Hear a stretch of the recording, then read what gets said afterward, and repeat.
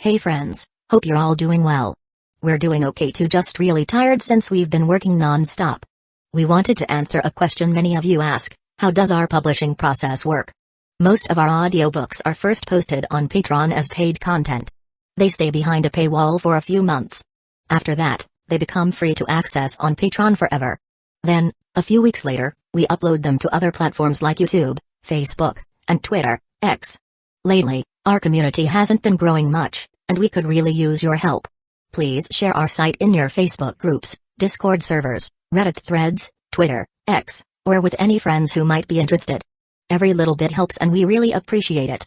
Thanks a lot for being with us and supporting what we do. Chapter 134, Ordinary Carriage Not So Ordinary, There Must Be Treasures Hidden Inside. Chizhao summoned the screen. Since these carriages had already been connected to his train by Yao, Chizhao could now check their information under his personal profile. This one was called the cannon carriage.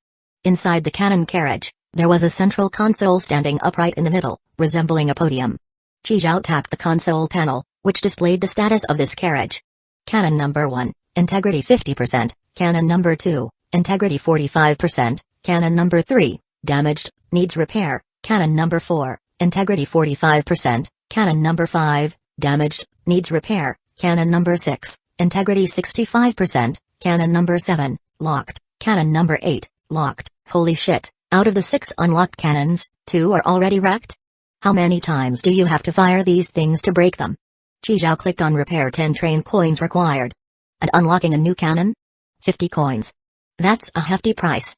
Different types of shells wear down cannon durability differently. Of course, train coins could also be used to boost cannon range and durability. Chizhao clicked into cannon details. He could set the type of shell for the next shot. At the moment, there were only 3 kinds of shells available. The first was a high-explosive shell. It dealt damage via shockwave and shrapnel from the explosion. Consumes 30 kilograms metal, 5 kilograms plastic, 50 kilograms wood. The second was an armor-piercing shell. Used to penetrate armored plates and damage tanks or armored vehicles. Consumes 60 kilograms metal, 10 kilograms plastic, 80 kilograms wood. The third was an incendiary shell. Used to ignite massive fires, burn enemy structures or forests. One shot costs 5 train coins. Additional shell types like flares, smoke rounds, chemical agents, homing missiles, and cluster bombs could be unlocked with train coins. Now that's one hell of a carriage. If only they'd had this back in Raccoon City, blowing up those zombies would have been easy as pie. Sure, it burns through resources, but the cannon's absolutely worth it. The console controlled cannon angles and shell types. Radar showed detailed conditions within a 5-kilometer radius. Radar range could also be boosted with train coins. Since Chizhao had just reached level 20, he was low on metal, otherwise he'd really have fired off a shot for fun. Liu, the carriage you picked is awesome. Chizhao gave Liu a thumbs up. Hee hee. It's the conductor who made the good pick. Liu grinned, showing his teeth. Great instincts, no wonder you're my vice conductor. Zijian looked speechless, while Li Huizi covered her mouth, trying not to laugh. Suddenly, it turned into a mutual praise fest. Let's go, final carriage. Chizhao called the group and moved toward the last carriage. Then Liu couldn't hold back and asked, "Conductor, why'd you pick a regular carriage?" Li Huizi was curious too, but held back. Liu voiced what she was thinking. There were tons of special carriages, but Chizhao had chosen an ordinary, low-profile one. And it was one of the ones Yao had just snatched back from those people. You'll see soon enough. TCH, always so secretive. The reason Chizhao chose this carriage was because he'd noticed something when the Team Sky Tyrant captain lost the initial carriage. He wasn't even sad. But when this particular carriage was taken by Yao, his face twisted in fury. It looked like someone had stolen his wife. He was practically one kneel away from crying. Even afterward, the guy kept sneaking glances at this carriage. Especially after losing his final look was still at this carriage. Even when Yao teleported him away, his eyes never left it. That look in his eyes full of anger, reluctance, heartbreak. Chizhao figured there had to be something incredibly important inside. Of course, what's important to him may not be the same for others. So Chizhao was gambling. Gambling that there was something major inside this carriage. The door opened, and what came into view was a row of blue storage shelves. 1 row in the middle, 1 along each wall, 3 in total. Each shelf had top, middle, and bottom tiers. On every tier, neatly arranged, were various boxes and crates. Chizhao knew this site all too well. These were treasure chests. Seeing this setup, Chizhao thought of Zhuzi. Back then, His carriage also stored some treasure chests, all neatly arranged, but most had been opened already. There was, of course, one unopened level 6 treasure chest, which ended up in Chijiao's hands. Later at the transfer station, Li Huizi provided a key that helped Chijiao unlock it. Then Chijiao totally scammed her with it. At the thought, Chijiao casually glanced at Li Huizi. Li Huizi was staring straight at the treasure chests, her eyes wide in shock. These are all treasure chests? Zhejian's mouth dropped wide open, big enough to fit 2 bullfrogs. Chijiao nodded. Getting confirmation, Zhejian jolted with excitement and shouted, "Holy shit! We struck it rich! Knew it! No way the conductor picked this carriage for no reason. Long live the conductor!" Li Huizi didn't say anything, but she was equally stunned. The sheer number was mind-blowing. But Chijiao just smiled, not nearly as hyped as they were. Getting rich? Not that easy. He casually lifted the lid on one of the wooden crates. Just as he suspected, it was empty. Then he opened another, also empty. Zhejian and the others gathered around. When they saw this, their enthusiasm deflated like a popped balloon. Huh? Empty? This one's empty too? They can't all be empty, right? Was this guy a hoarder? The chests had been opened, yet he kept all the containers. And they were sorted, too. Hoarding is a weird thing, most people have it to some degree. And people collect all sorts of stuff, milk teacups, toy series, crispy noodle cards, even used socks. Zhejian opened another box, it was also empty. This dude's crazy. Why the hell keep so many empty boxes? To make offerings or what? Could he really just be a hoarder? That didn't add up. Come on, let's all dig in. Lao Yu, take the bottom row. The rest of us each take a column. With that, the 4 of them started going through the chests one by one. Soon, Zhejian shouted, "Found one. Come quick, unopened treasure chest. Level 6. Chijiao put down the empty box in his hand and walked over to her. Zhejian handed him a card collection booklet. Chijiao took it. Level 6 treasure chest. Requires level 6 key to unlock. Nice. Knew it wouldn't be that simple. But one level 6 chest, no way it caused that much heartbreak. Keep going. There's got to be more. Sure enough, before long Lao Yu came over holding a snow-white shell, about the size of a dish, yelling excitedly, "Conductor! Treasure chest!" Chijiao accepted the shell, bigger than both Zhejian and Li Huizi's faces combined. Level 6 treasure chest. Requires level 6 key to unlock, ha ha ha ha ha. The gamble paid off. Keep digging. Let's go. Chapter 135, open 3 level 6 treasure chests in a row. Sure enough, not long after, Li Huizi also found a level 6 treasure chest. This chest looked like a very ordinary, somewhat shabby gray cloth bag. The kind you could throw on the ground and nobody would bother to pick up. Of course, after that, they didn't find any more unopened chests. 3 chests sat side by side. A card collection book with a black swirling vortex on the cover. A giant, tightly closed white shell. An unremarkable gray cloth pouch. Chijiao rubbed his chin. Level 6 treasure chests could hold up to 60 train coins. These things weren't big, how could they fit so much? Doesn't matter, open one and find out. He pulled out a golden ginkgo leaf-shaped brooch from the boundary bracelet. Queen's brooch, can unlock level 6 treasure chest. He had scanned this from Li Huizi earlier. Speaking of which, Li Huizi really was lucky. She got 2 level 6 keys back in Newbie Village. Too bad she ran into Chijiao, the old Liu. Chijiao placed the brooch on the card book. Its hard metal surface melted instantly into a pool of golden liquid. When the liquid fully soaked into the book, the previously sealed booklet snapped open with a click. At the same time, golden train coins erupted out like a fountain. Li Huizi stared at the gushing train coins, falling into a daze. She had seen 3 level 6 chest openings in total. Only the one she opened with Chijiao had no coins inside. Weird.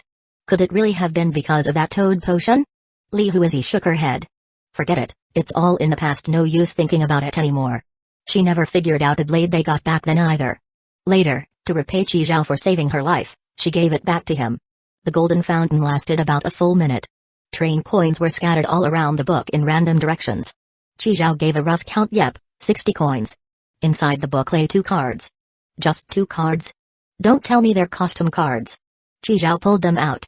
The first card, yellow, featured a beautiful girl. She had long golden hair, green eyes, and pale skin.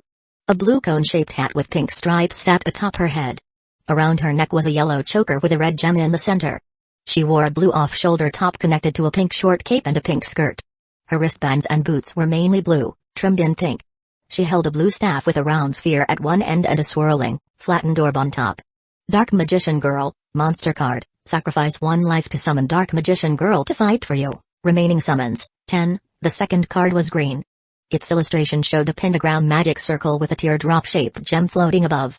Gem of the Sage, magic card, Dark Magician Girl's exclusive spell summons Dark Magician to assist in battle, one-time use, not costume cards items. Damn, this is literally Yu-Gi-Oh! Chi-Zhao used to play it as a kid, back when fake card packs cost 50 cents each. Back then, the hottest ones were Blue Eyes White Dragon and Dark Magician. Turns out this chest came from the Yu-Gi-Oh! World. Sacrifice a life to summon Dark Magician Girl. Only 10 times, huh? Wonder how strong the summoned version is. Dark Magician was her mentor, he's even stronger.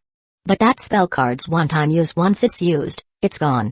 Still, since it came from a level 6 chest, the power probably won't disappoint. Next chance he gets, he'll try summoning her to test it out. 1 chest down, 2 to go. But Chi-Zhao didn't have any more keys. He summoned the screen and searched the trading platform for level 6 keys. Level 6 chests usually sold for around 160 train coins. Keys for them cost about half that. Market price hovered around 80 train coins. In the end, Chi-Zhao spent 160 train coins to buy 2 level 6 keys. As for level 8 chest keys, the trading platform didn't have a single one. 160 train coins, that's a fortune. Even veteran players who've been around for years might not be able to cough up 100 coins at once. Chi-Zhao winced in pain. He comforted himself thinking he'd get 120 coins back once he opened the chests. Inside the initial carriage, Li Huizi had picked a flash of white light from the trading zone. Chi-Zhao retrieved the 2 keys. These 2 keys had strange designs too. Just looking at them, you'd never guess they were keys. One was a white leg bone, looked like a non-clean lamb hoof. The other was a brown men's leather shoe, left foot, size 44. The leather on top was all cracked. If it weren't for the trading platform's train certification tag and the suffix saying level 6 key, Chi-Zhao wouldn't have dared to buy them. Bone cracked open the shell, shoe stomped open the cloth pouch. As both keys vanished, the remaining chests opened. Like the card book before, the shell also spewed out 60 train coins. Then the shell opened, revealing a pearl the size of a fist. A pearl about the size of Chi-Zhao's own fist. It was the first time any of them had seen a pearl this large. They were all stunned. Especially Zijian and Li Huizi. When it came to pearls and gems, this one was smooth and radiant. Even in less than ideal lighting, it shone brilliantly. Chi-Zhao picked up the pearl. The pearl of pearls, just 5 words, no other description. What the hell? No special effect? The pearl of pearls. Sounds really familiar, like he's heard of it before, but Chi-Zhao couldn't place it. Seeing Zijian and Li Huizi staring wide-eyed at the pearl in his hand, Chi-Zhao chuckled. He handed it to them. Little brats, here, play with it. Who are you calling a little brat? Zijian grumbled, but snatched the pearl up right away. The 2 of them examined it, letting out amazed gasps. Ziji, let me see. Let me see. Chi-Zhao turned his attention to the final cloth pouch. He opened it, but there were no train coins inside. Only a palm-sized scented sachet. It was beautifully crafted. Mainly red, with intricate embroidery. Golden gourd, comes with 100 cubic meters of storage space. The sachet was called Golden Gourd, a storage item. Chi-Zhao held it in his palm and focused his mind. 100 cubic meters of storage space. It wasn't a uniform space, but a total volume limit based on the items stored. The space worked like a massive bubble. It perfectly wrapped around the items stored inside. Wait a second, so the train coins from the chest had been stored inside this thing. 60 train coins lay neatly stacked together. Other than the golden gourd, the gray cloth pouch held nothing else. Chapter 136. Stop using our bed as a teleporter. Chi-Zhao focused his mind and stored the golden gourd into the boundary bracelet. Chi-Zhao currently had 3 storage items on him. The first was the boundary bracelet, a reward for ranking first in the overall performance during his internship period. Its biggest feature was that it could be upgraded using train coins. The second was the bonded ring given to him by Kong Yu. It shared 2 cubic meters of storage space with the one in Kong Yu's hand. Anything stored by one person could be retrieved by the other. Pretty magical.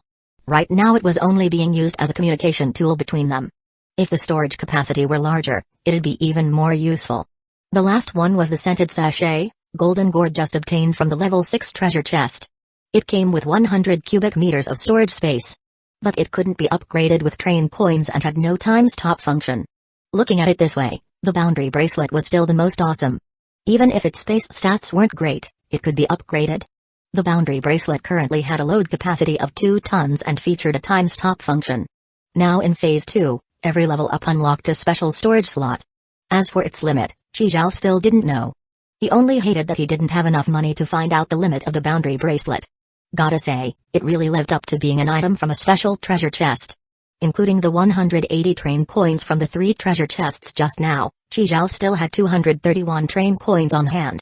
If he hadn't earned 95 from selling Li Susung yesterday, plus the 300 train coins Kong Yu gave him, he wouldn't even have had enough to buy the key earlier. 231 coins sounded like a lot, but now each level up for the boundary bracelet cost 110 coins. And he still had to upgrade levels, repair damaged cannon barrels, buy healing potions and antidotes. Even though he was getting more and more train coins, Chizhao felt they were increasingly not enough.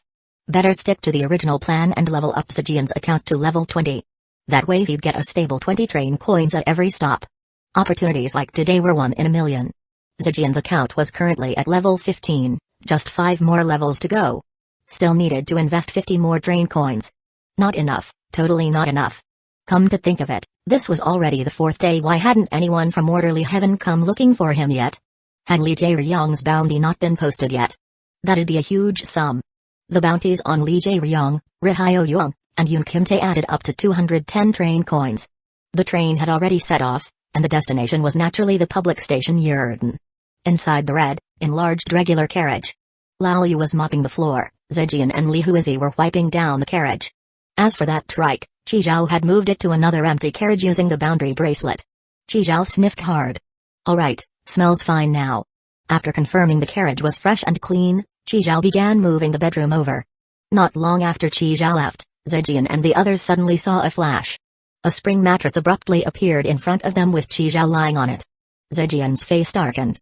Seriously? This is mine and Huizi's bed. Not your personal teleportation device. Unbothered, Chizhao got off the mattress and began unloading. His own bed, Lao Yu's sofa bed, Black Wind Monster's dog bed, PS5. Soon everything was set in place. Chizhao looked at the newly arranged bedroom, nodding in satisfaction. Yeah, way more spacious now. There was barely any room to walk before. Let's go, time to cook lunch. Zijian frowned. But it's such a hassle. The kitchen's so far away. Over 20 carriages apart. Why don't you just move the kitchen over too? What's the hassle? With that, Chizhao plopped down on the mattress. Come on, all aboard. Stop using our bed as a teleporter. Zijian roared. Can't you buy your own from the trading platform? I checked, even the cheapest ones cost 3 train coins. And it's not even new. I'll swap it out once I get a better one from leveling up. In the kitchen, Zijian's gaze was icy. She raised her knife and sliced a tomato clean in half. Then again, and again, and again. They'd just used the mattress to teleport again. Her bed had basically become a temporary public transport vehicle. Zijian, come here for a second. Chizhao opened the train door and stuck his head out. What now? Zijian, knife in hand and pissed, stormed over. Sisai, my knife. Inside the first initial carriage. Your station reward module is actually useful. Oh. We're still bound by our alliance agreement. Every time, we split the train coins half and half. Really? Zijian's eyes lit up. But.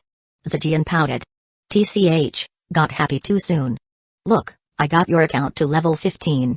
Used 50 train coins. 3,000 kilos of metal, 1,500 kilos of plastic, and wood. Stop. Zijian raised a hand to cut him off. Just tell me what I owe. What are you talking about? We're allies, loyal allies. Do allies talk money? Tell you what, I'll gather the materials later and get your account to level 20. Once I get the 300 train coins, we'll keep splitting it 50-50 from there. Chizhao patted his chest, making a solemn vow. Well? Worth it, right? I'll take the minor loss, all for our great alliance. Zijian. Fine, whatever you say. I'm going back to cook. No need, Lao Yu and the others are enough. Chizhao summoned the screen to check the remaining resources. Metal, 2 kilograms, plastic, 700 kilograms, wood, 8,050 kilograms. Quickly trade some metal and plastic. Let's get your account to level 20 ASAP. With both accounts working, we'll move faster.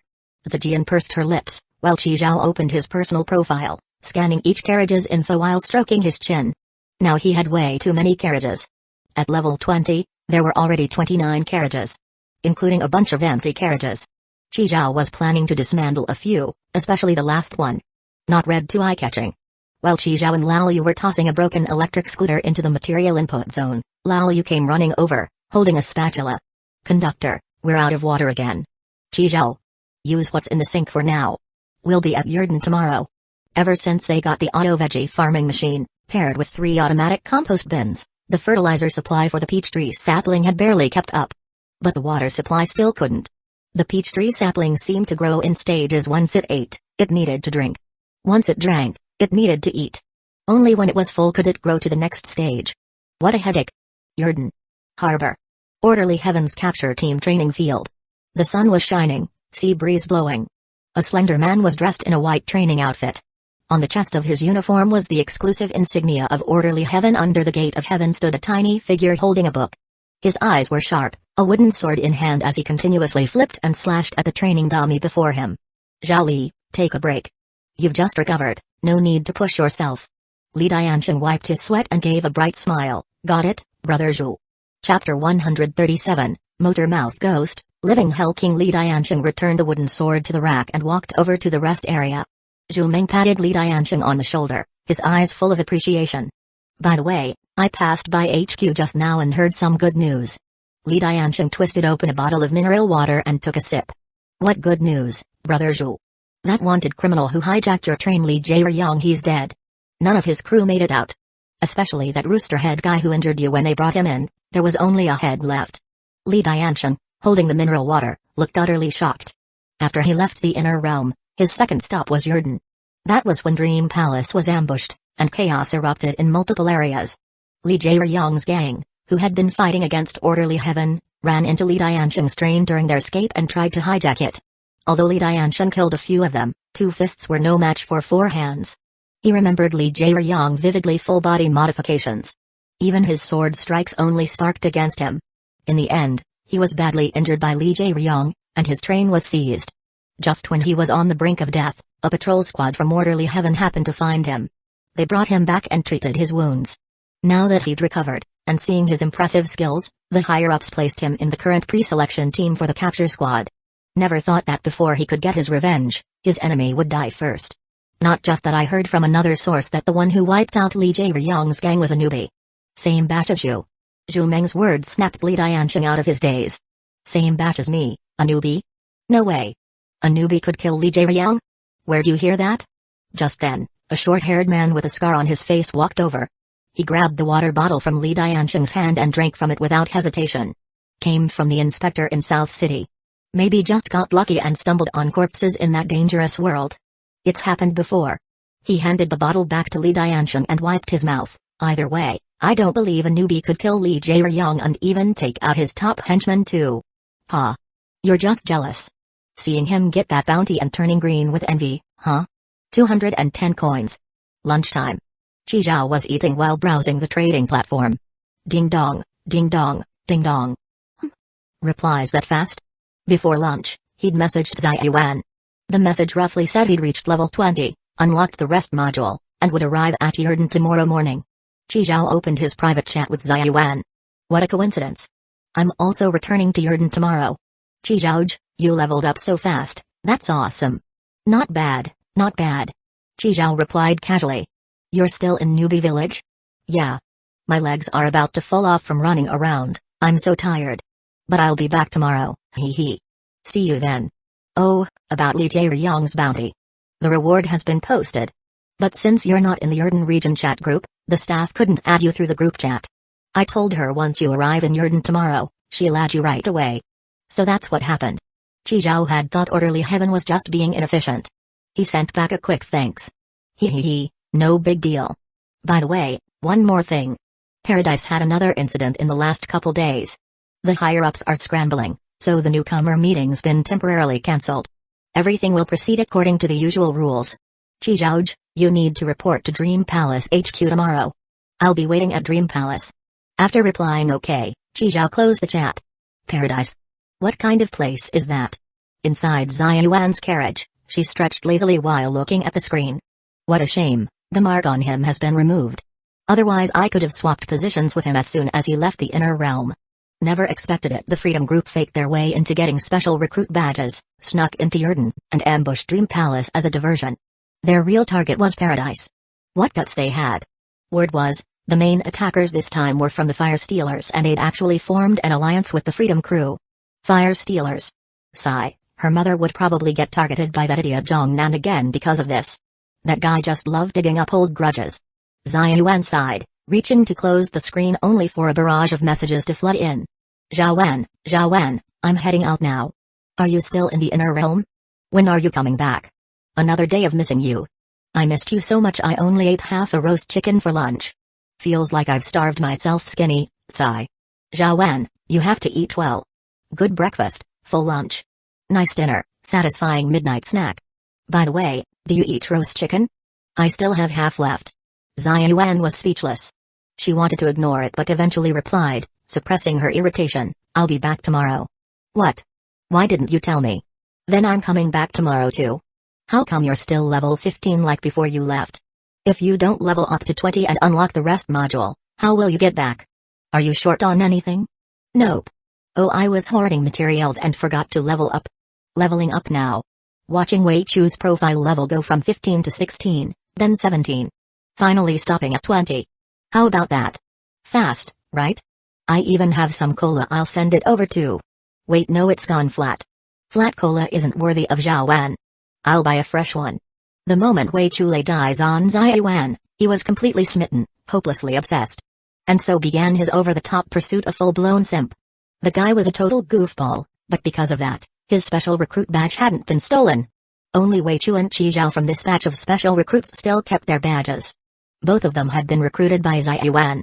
All the others brought in by other special recruit officers were wiped out. Which made Xia Yuan standing in orderly heaven rise even further. Xia Yuan looked helpless. She'd really recruited herself a living Hell King. And a motor-mouth Hell King, at that. Karma's real. Well, whatever. He does have a special module. That was the reason he got the special recruit badge in the first place.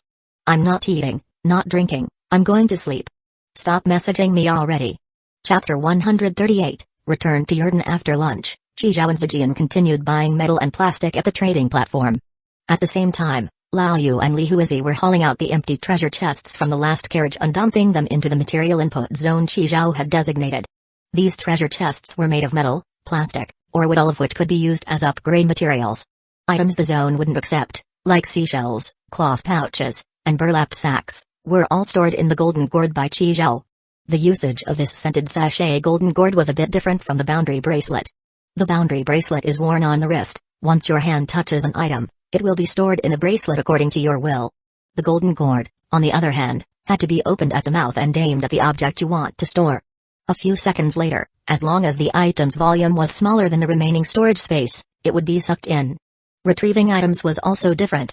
With the boundary bracelet, a simple thought would pull the item out either directly into your hand or onto any nearby clear space. The golden gourd required you to open the bag's mouth first. Then stick a finger inside, only then could you sense what was stored inside. After that, aim the opening at an empty spot, and the selected item would be spit out. Compared to the boundary bracelet, it was way less convenient. The more Qi Zhao used it, the more he felt the bracelet was truly a divine artifact. Only, this divine artifact needed a ton of train coins to fully showcase its power. Watching Lao Yu toss a suitcase-sized box into the input zone, Qi Zhao clapped his hands. Take a break. Lao Yu caught the soda Qi Zhao tossed him, popped the tab, and took a long swig. Burp. Conductor, why are we getting rid of these chests? They're worthless. Treasure chests, before being opened, were bound by rules and couldn't be destroyed. Qi Zhao had used a level 8 treasure chest he got from Monkey Bro several times to block fatal blows during battle. But once the chests were opened, they turned back into ordinary containers. Like that seashell before the restriction was removed, not even a cannon could blast it apart. But after unlocking it with a key, Qi Zhao could smash it with a single light stop. At lunch, while browsing the trading platform, Qi Zhao checked market prices for these empty treasure chests. Some people were looking for them, but the prices were all low. Plus, the deal rate was super low. Totally not worth the time. More importantly, Qi Zhao found a tracker hidden inside one of the chest compartments. It was the size of a soybean, black, and very well hidden. Who knew how many more of these trackers were still left? Once the boxes were dealt with, they'd have to dismantle the shelves to leave nothing behind. The tracker only strengthened Qi Zhao's resolve to break down this carriage. As soon as they stopped at Yurden the next morning, he'd dismantle the entire carriage. Leave no trace. That whole Sky Tyrant team carriage, men, women, old and young, a dozen or so people. They still had so many open chests, and even 3 level 6 treasure chests showed how strong they really were. Only in that stadium, with Ye Whale present, where no one could use powers or items, did they turn back into ordinary people. Once outside, with powers and items usable again, they become extremely dangerous. If the train didn't need to be moving to dismantle a carriage, Chi would have torn it apart already. They already gotten the treasure chests, it's just one carriage. By afternoon, the materials were fully gathered, and Zijian's account reached level 20. Chi added 5 more carriages to his train. During that time, from the modifications Zijian's account rolled out, Chi selectively chose a few to implement. The one that made Zijian happiest was the must-have for lazy people for follower accounts. Cost, 10 train coins. It turned the screen into a summonable light screen. Must-have for lazy people. Not only was Zijian pleased, Chi was too. This greatly reduced the risk of her exposing the special module. After all, a display screen facing the wrong direction was super eye-catching. Everyone else's screens were on the right side of the carriage door. But the extra screen from the multithread mod was on the opposite side. Then there were the spring mattresses. Turns out Zijian's account and them were really meant to be. It rolled out 2 in a row. Chi modified them both. Combined with the Master Builder module, spring mattresses worked as a basic teleportation device inside the train. Chi was thrilled, which made Zijian happy too. Her bed would no longer be wrecked by Chi. The train ride was extremely smooth. So smooth it felt like walking on solid ground, not even the slightest tremble. At night, in the bedroom, Laoyu was fully immersed in zombie hunting. Chi had given him a train coin as a reward he promised earlier. Laoyu used it to unlock a new game. The famous tower defense game, Plants vs. Zombies. He was grinding through levels now. Meanwhile, Zijian and Li Huizi had already snuggled under the covers. Hui, we'll be in Yurden tomorrow morning. You'll finally get to see your brother. Didn't Chi say he's met your brother and fought zombies together? Since your brother doesn't have a train anymore, why not let Chi rope him in? You're so good with a blade, your brother's gotta be amazing too, right? Oh right, what does your brother look like? How tall is he? Over 1.8 meters? Li Huizi snuck a glance at Chi bed. It was empty, no one was on it. Chi was still training in the gravity carriage. 58. 59. 60. Under double gravity, Chi was doing squat training. To jump higher and last longer in battle, leg training was a must. Phew. Chi sat on the mannequin and wiped his sweat. 5 kilometers, 2 sets of squats complete. 10-minute break, then combat drills. Chi chuckled, he was never this diligent back on Earth. Guess life and death crises really do make people improve. Even with station forecast, which gave him rough intel and threat levels for upcoming stops, there were some dangers you just couldn't avoid by knowing ahead of time. You gotta be tough to forge steel. Only by getting stronger could he survive longer in this deadly world. At 7:50 the next morning, Chi train stopped at Yurden. Still in South City, but not the same spot as the last time. As soon as the train stopped, Chi waved his hand and dismantled the black carriage. The one packed full of empty treasure chests, one from Ye Whale. Once dismantled, the following carriages seamlessly linked up with the ones ahead. Not long after the stop, a familiar inspector walked over. Zhang Lin. Captain Zhang. Chi opened the train door and stepped out to greet him with a handshake. Zhang Lin had a smile on his face, but Chi could tell he wasn't in a great mood. They exchanged a few pleasantries, and Zhang Lin installed the inspected light on the train, then left. Just like last time, didn't even step onto the train. What, scared I'll make you hook up a water pipe again? Chi shook his head, watching Zhang Lin's back. According to plan, Lao Yu and Black Wind Monster stayed behind to guard the train. Zijian accompanied Li Huizi to see her brother. Chi headed off to the Dream Palace alone. Yurden's tech level couldn't compare at all to Piltover in June. To Chi it felt more like Earth in the 20th century. Maybe even worse. There weren't rows upon rows of skyscrapers, nor dazzling electronic billboards in the streets. Chapter 139, Why Can That Old Man Dye His Hair? The most common form of transport on the road was still cars. It felt like being back 10 years ago. Chi sighed and caught a ride to the headquarters of Orderly Heaven, the Dream Palace. The driver was a permed-haired lady who looked like the landlady from Kung Fu Hustle. As soon as she heard Chi was headed to the Dream Palace, she couldn't stop talking. Handsome boy, I could tell from a distance you weren't local. You're a train conductor, right? Train conductors are great. You guys make money fast. You wouldn't guess it, but I used to be a train conductor too. She held up 3 fingers. According to them, I'm from the 3rd batch. Back then I was still a young girl. I used to work night shifts at a factory. Then suddenly, poof, I was inside that train. I almost died a bunch of times in the newbie village. So once I got out of the newbie village, I sold the train right away. I wasn't gonna keep going. I was scared. Later I realized there really was no going back home, so I accepted it. My daughter's 18 now. 20 years passed in the blink of an eye. The lady driver rambled on while Chizhao replied now and then. From her chatter, Chizhao got a rough idea of the current state of Yurden. First of all, Yurden, like Earth, had 365 days a year, 24 hours a day. The seasons were the usual four. It was early autumn, and the air was still a bit stuffy. But Chizhao didn't feel uncomfortable because he was wearing a silver combat suit, which maintained constant temperature and humidity. As for tech levels, they were just as Chizhao had seen, about equal to Earth in the 20th century. According to the driver lady, this was already very advanced. When she arrived in Yurden, this place was just farmland. The locals were all dirt-faced farmers. It was the infrastructure and trade departments of Orderly Heaven that pushed development by doing massive trades with Piltover. That's how, in 20 years, it became what it was. You could say the development was rapid. All of Yurden was divided into 5 zones.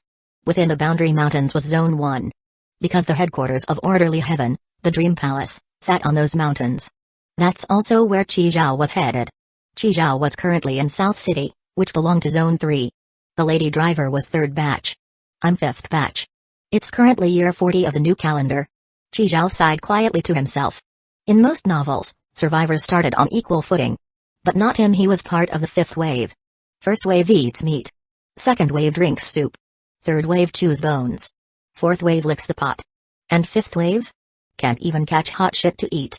The early arriving players had already created these so-called official organizations and hoarded a ton of resources, giving them a huge advantage. The later train conductors either got absorbed into these organizations, or chose to remain independent, but then they'd get exploited whenever they stopped at Yurden for rest. Those who didn't want to join or be exploited ended up labeled as wanted criminals. And the Freedom Organization?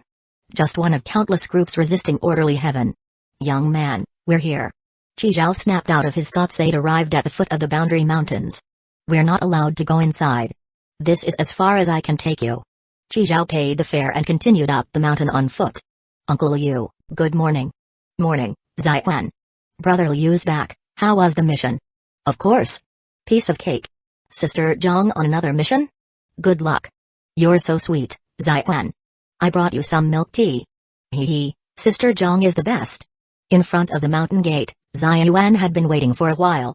Today she wore a simple uniform and had her hair in a neat bun.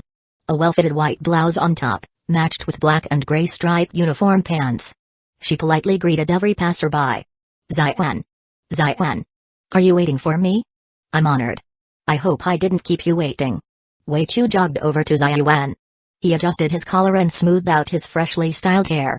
He was 1.75 meters tall, wore silver-rimmed glasses, and had a thin face. First impression, total sleazy intellectual type. He was fine as long as he didn't speak, but once he opened his mouth, his chatterbox nature exploded. Wei Chu looked at Zaiwan, eyes filled with admiration and affection. Zaiwan's so pretty today.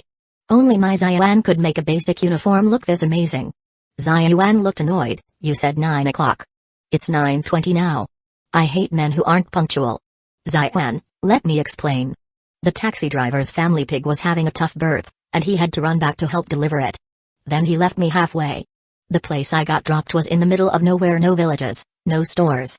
I finally got a ride, and it was a bull cart. I figured, hey, a cart's a cart, so I asked the old man if he could give me a lift. Guess what happened? Enough, I don't want to hear about the old man. Zaiwan quickly cut him off. Another second and her head would explode. It wasn't the old man. It was the bull. Wait, when did you dye your hair? Zaiwan hurriedly changed the topic. Huh? Hair? Wei Chu touched his head. Oh right, just dyed it. What do you think? Seeking red. The barber said it suited me perfectly. She was super nice, even gave me 50% off. Only charged 5 train coins. Zaiwan raised her hand again, cutting him off. I don't care what color, we don't allow dyed hair. Go dye it back. Or shave it off. Huh? What kind of bullshit organization bans dyed hair? I thought school was strict enough, but even after graduation people are still trying to control me? What's your boss, a former headmaster or something? Seeing Zaiwan glaring furiously, Wei Chu wisely shut up. Got it, got it. I'll go dye it back right away. Wei Chu turned to leave, and Zaiwan's anger flared. Come back. You're not even officially in yet, we'll let it slide for today. Hee, I'll listen to whatever you say, Zaiwan. Wait, if we're not allowed to dye hair, how come that old man's hair is gray? And dyed granny gray too pretty trendy for an old guy. Wei Chu pointed at an old man walking out of the gate. Oh, it's Zai Yuan. Good morning, Chief King Shan. Zai Yuan quickly bowed. That little old man was none other than King Shan, the chief of finance at Orderly Heaven. He glanced at Wei Chu, then looked back at Zai Yuan. Carry on. Goodbye, Chief King Shan. Once King Shan was out of sight, Zai Yuan shot Wei Chu a deadly glare. Chief? What kind of chief? Don't say another word. From now on, shut up. Zai Yuan closed her eyes, took a deep breath, and tried to calm down. I recruited him myself. No anger. No anger. Once she regained composure and opened her eyes, she saw a clean-cut young man walking up from the base of the mountain, black dress shirt, casual slacks. Chapter 140, arriving at Dream Palace. Chizhouj, you're here. She waved and shouted, then ran straight over. Am I late? No, I just got here too. Hee hee, Chizhouj, you look like you've lost weight. Have you been tired lately? Really? Chizhou raised his hand and touched his own face. Yeah, you look way thinner than before. Maybe it's the black clothes makes you look slimmer. Hee hee, maybe. Oh right, Chizhouj, there's something I need to tell you.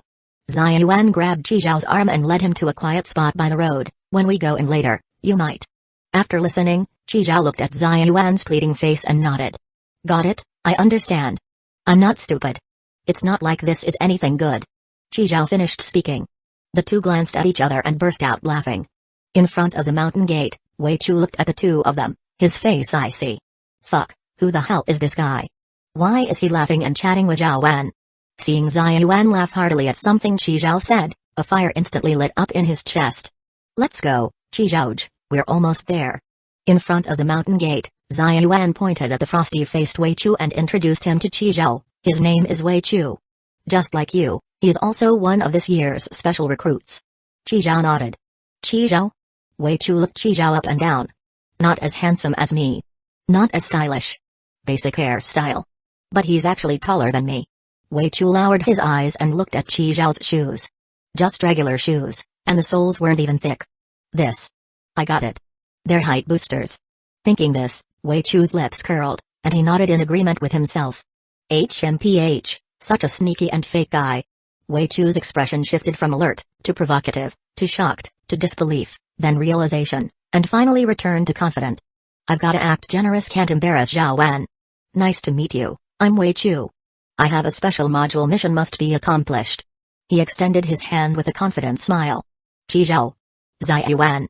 Thanks to Zai Yuan, the three of them passed the guard smoothly and entered Boundary Mountain. Inside the Boundary Mountain area, there were dedicated vehicles available. Zai Yuan unlocked a private car and took the two of them to the Dream Palace. The two guys sat in the back seat. Since they were both guys, they quickly hit it off. What, your badge didn't get stolen either?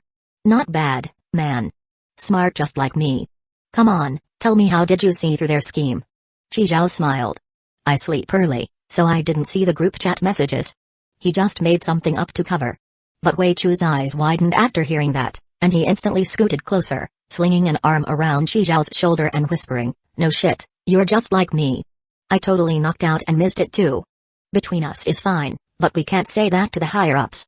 You get what I mean, right? Chizhou nodded to show he understood. Bro, I've already thought it through. This is what we'll say when the time comes. Zai Yuan was driving and overheard the two whispering in the back. She couldn't help but roll her eyes. By the way, I heard you mention earlier you have a special module? Wei Chu lifted his chin and said proudly, yup. My special module is called Mission Must Be Accomplished. Chizhou chuckled. Mission Must Be Accomplished sounds like food delivery. He had learned from Konyu before that there were a total of 12 special modules. Each had mysterious functions and were quite rare. So far, Chizhou only knew 5 of them. First, Station Forecast. Each time the train starts, it refreshes detailed info about the upcoming station. Second, Station Reward.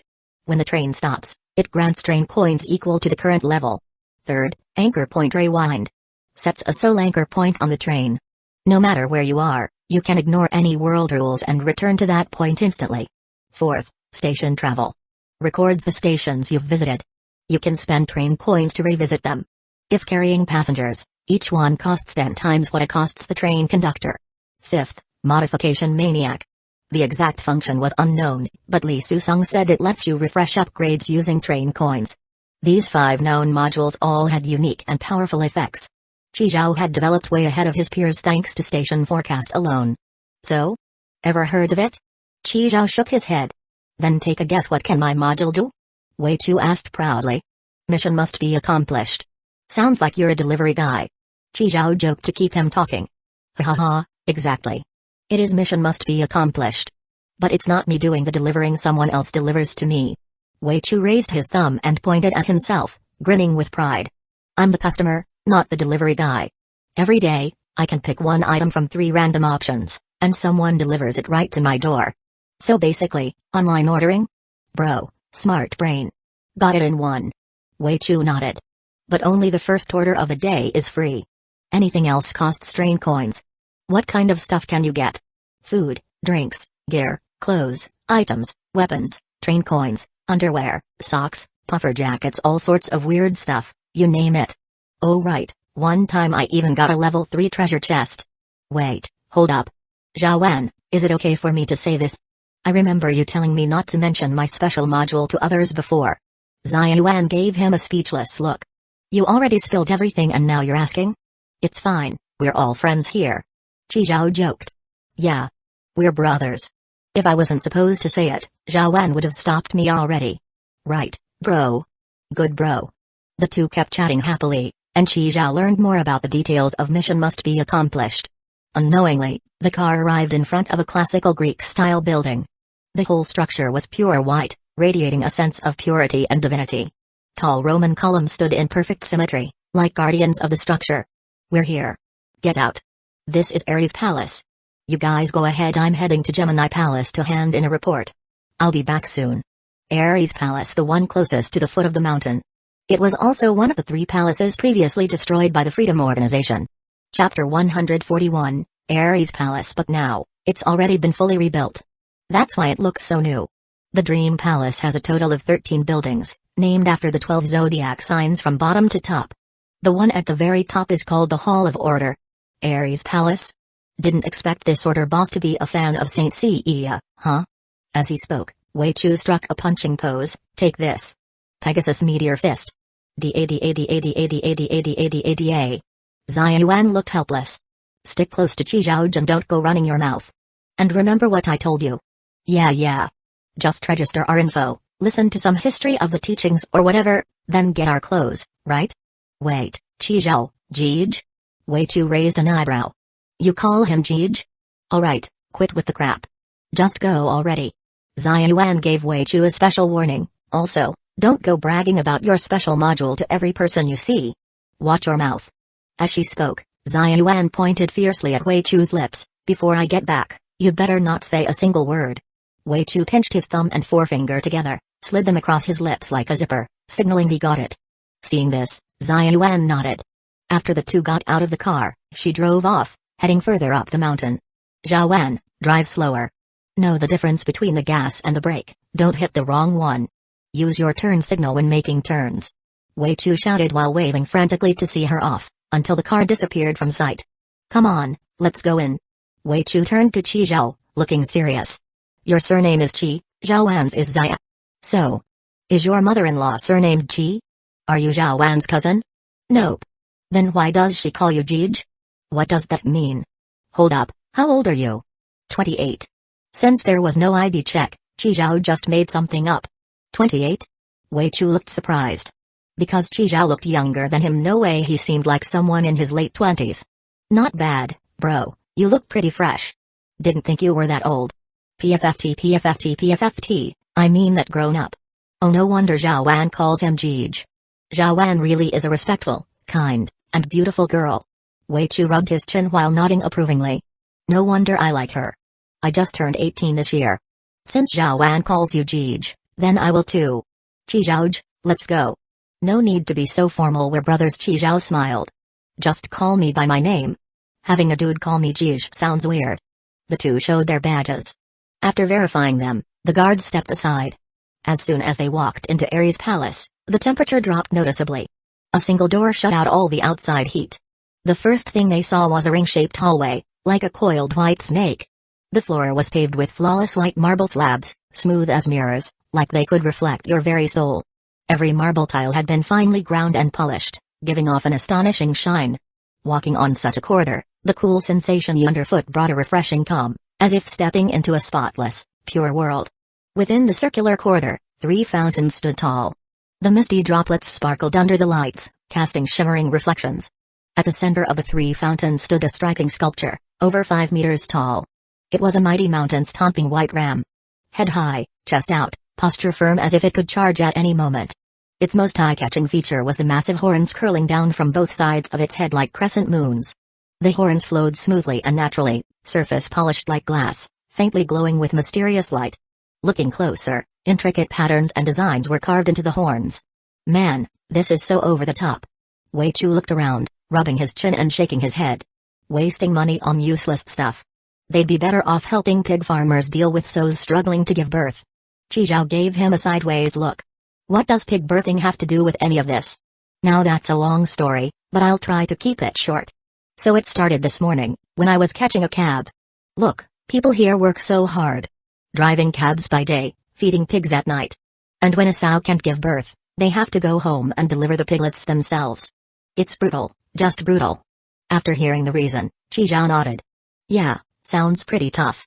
Just then, a receptionist noticed Chi Zhao and Wei Chu had been standing there a while and came over. Hello, and you are? Seeing the woman in black high-heeled pumps, uniform skirt, and with an impressive figure, Wei Chu lit up immediately. Hello, miss. I'm Wei Chu, and I have. Chi Zhao quickly covered Wei Chu's mouth and smiled at her. We're this year's special recruits. Just here to check in today. Hearing that, the woman let out a breath of relief. Oh, you're special recruits, please follow me. Chi Zhao turned to Wei Chu and made a shushing gesture. Say anything else you want, just don't mention your special module. You don't want to see Ziyuan pissed off, do you? Wei Chu's eyes went wide. He nodded quickly. Only then did Chi Zhao let go. Looking at the saliva on his palm, Chi Zhao fell silent. Sorry, my bad. I'm just a drooly guy. It's cool, I've got tissues. Here, wipe it. Wei Chu reached into his pocket, then his face changed. Crap, I changed pants this morning. The tissues were in the other pair. It's fine.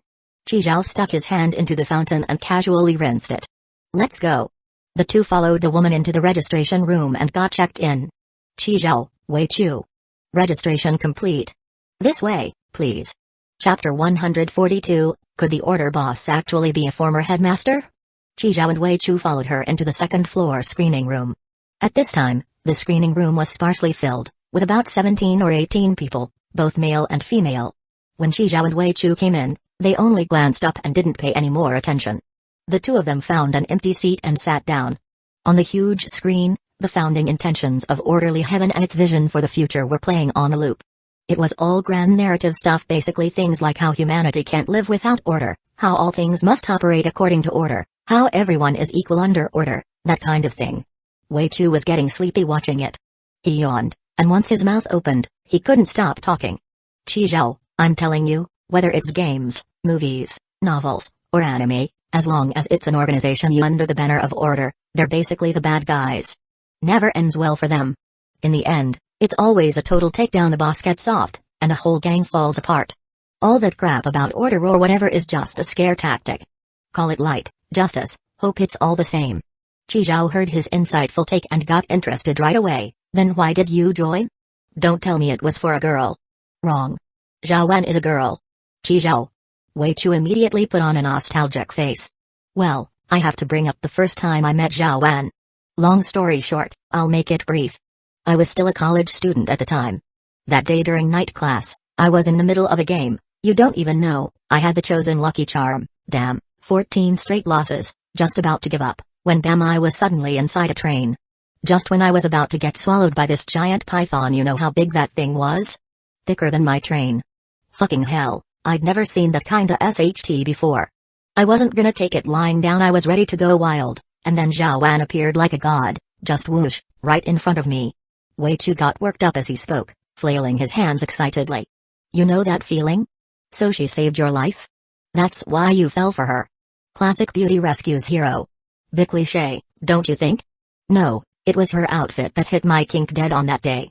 The twin tails, the JK miniskirt, white sheer socks and those pig trotter shoes. Fuck, I've always fantasized about a wife like that. That moment, I finally understood what love at first sight really means. All that crap about order, law, justice, what the hell does that have to do with me? The most important thing for a man? Find a good wife. In short, wherever Zhao Wan is, that's where I'll be. I'm Zhao Wan's dog. Qi Zhao clicked his tongue. This idea that simps rank below dogs, how do people still not get that? What about you? Why are you here? Me? Qi Zhao paused for a second, then said leisurely, if there's an organization to lean on, why not? Easier to get by when you've got a big tree to sit under. After all, this place is dangerous to begin with. We're not even the first batch of players, there were 4 before us. That's fair. As long as you're not into Zhao Wan too, I'm relieved.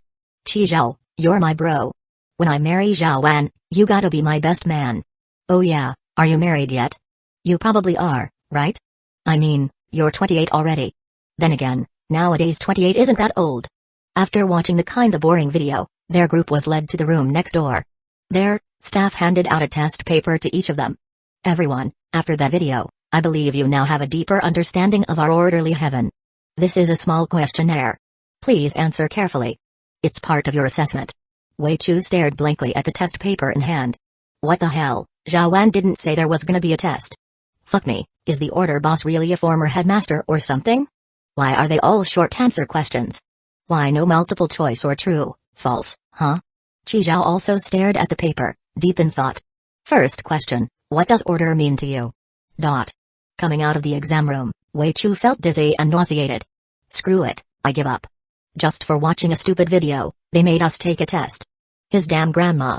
Then they were taken to a server room. It looked just like a school computer lab, rows of computers neatly lined up, like soldiers ready for battle. Your identity info has already been registered. Each computer here uses fingerprint login.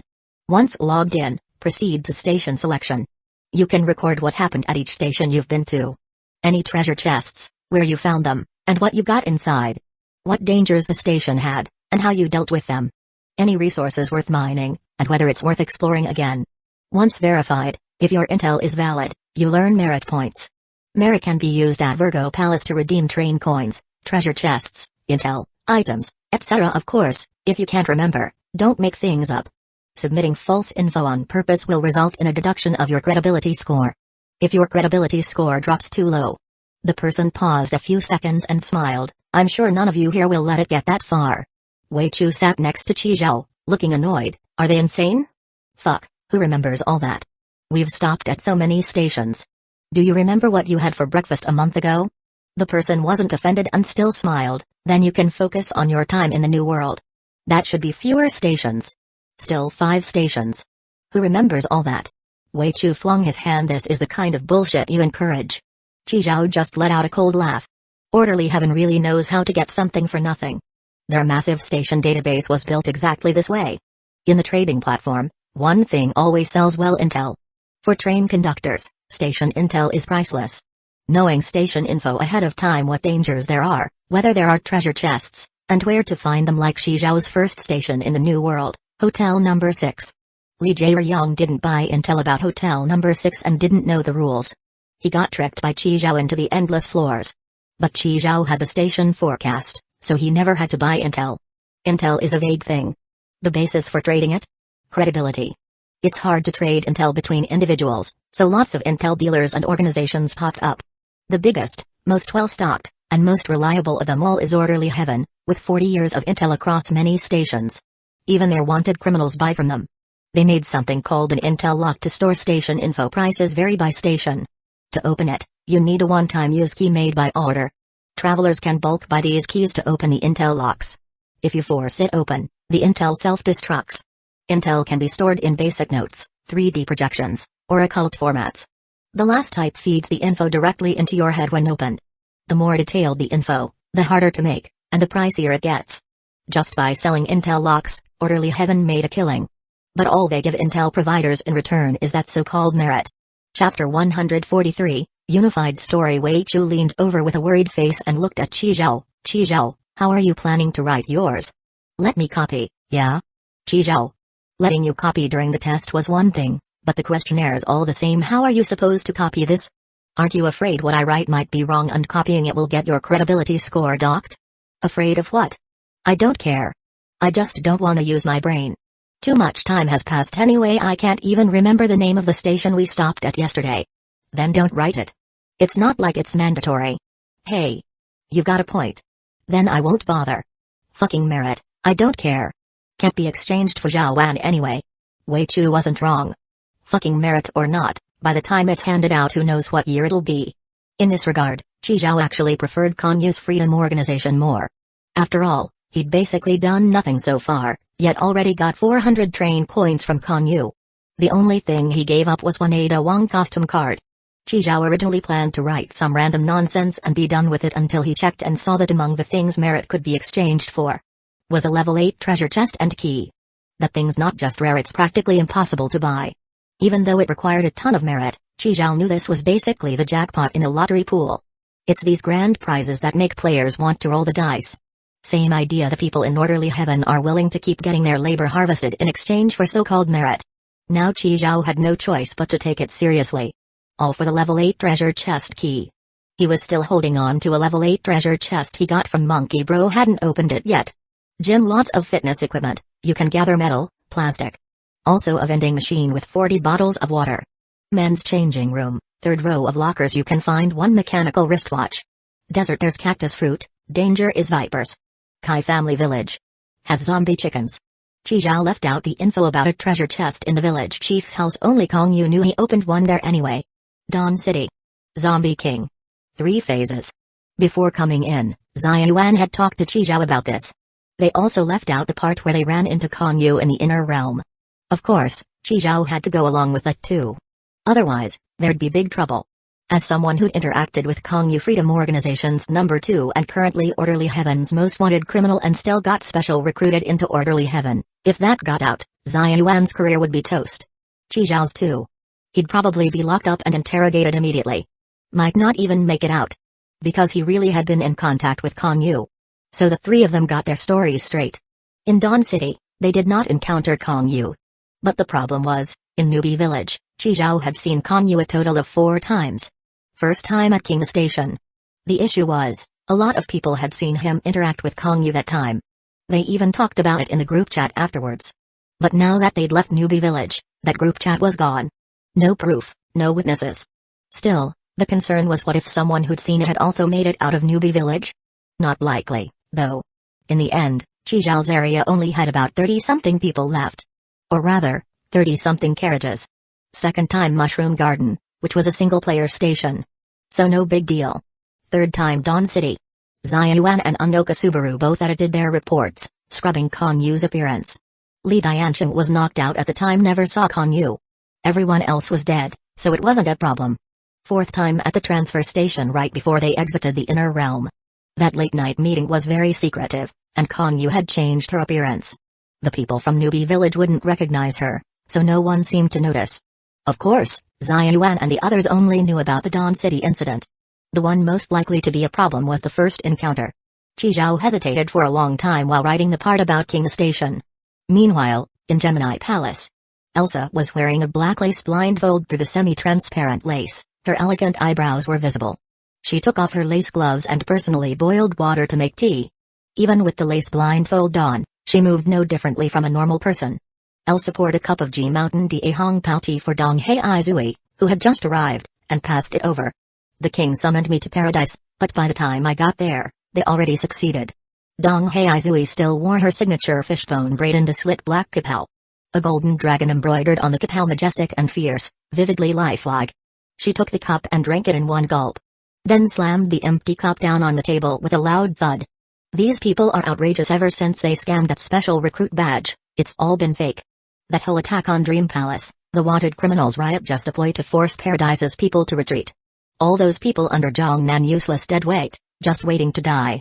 There were so many undercover agents hiding in plain sight, and they didn't catch a single one. Their real target was Paradise all along. Elsa was an excellent listener. She poured Dong Hei Zui another cup and softly said, even if Paradise is destroyed, it can be rebuilt. That's probably not their true goal, is it? Dong Hei Zui's expression hardened at those words. If the intel is accurate, 1G silver coin was stolen. I'm afraid. Even Elsa couldn't help but frown. G silver coins are under the strictest control. As far as we know, they're all kept in paradise. So that was their goal from the start. Which means they might have already collected a full set of silver coins. Yes. That's what the king fears most right now. He's already gone personally to pursue the fire stealers' leader. After speaking, Dong Heizui unconsciously let out a sigh. Elsa said nothing more, and the room fell into silence. But that silence didn't last long before someone pushed the door open. Oh dear, when I heard Director Dong Hai was back, I rushed straight to Leo Palace to visit, but she wasn't there. The man looked to be under 40. His uniform was crisp, monolid eyes sharp, and his lips were a bit thin. The newcomer was none other than Chief Inspector Zhang Nan. So this is where you are, in Gemini Palace. And Elsa, enjoying TIC. Dong Heizui shot him a hostile look, a flash of purple lightning seeming to flicker in her eyes. Are you fucking sick or what? Chapter 144, I'll train him myself. Don't you know to knock before entering?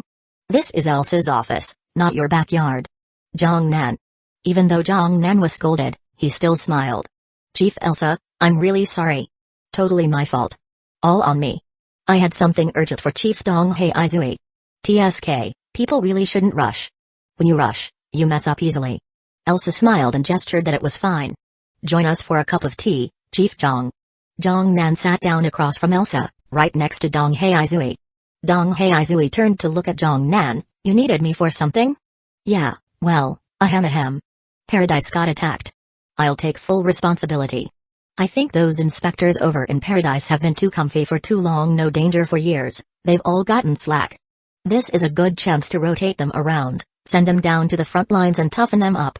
Chief Dong Hai, with all the wanted criminals popping up lately, you must be short on people, right? Dong Heizui scoffed, practically saying what was on his mind out loud. My team's about quality, not quantity.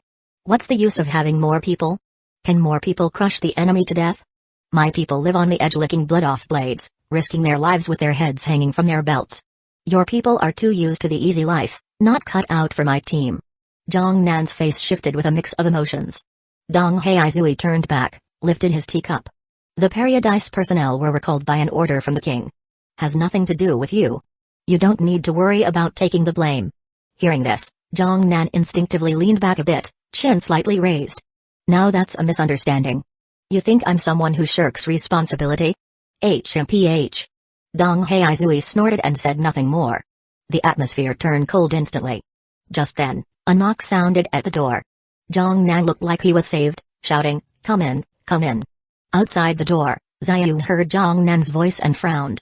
What's this guy doing here? She paused for 2 seconds, then chose to enter. Chief Zhang is here too. Zhang Nan waved his hand. Don't call me Chief Zhang, sounds so distant. Call me Uncle Zhang. Yes, Uncle Zhang. Zhang Nan stood up and patted Xiaoyun's shoulder, wrinkles on his face blooming like a chrysanthemum. Haha, out of all these kids, my favorite is Zhao Wan. Xiaoyun forced a smile, cursing in her head, like hell you do.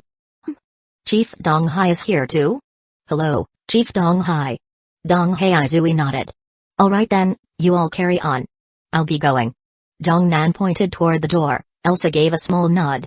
Take care, Chief Zhang. No need to see me out. Once Zhang Nan left, the door closed behind him. Xiaoyun couldn't help but roll her eyes. She handed over the report and said, those 2 special recruits have already reported to Ares Palace. Elsa nodded. They're the 2 whose special recruit badges weren't scammed, right? Yes. Recruits who didn't get their badges scammed? Dong Heizui looked surprised. So it wasn't a total wipeout. I thought this batch of recruits were all idiots. Yes, and it's 2 of them. I recruited them myself. Xiaoyun smiled. No wonder it's you, Zhao Wan.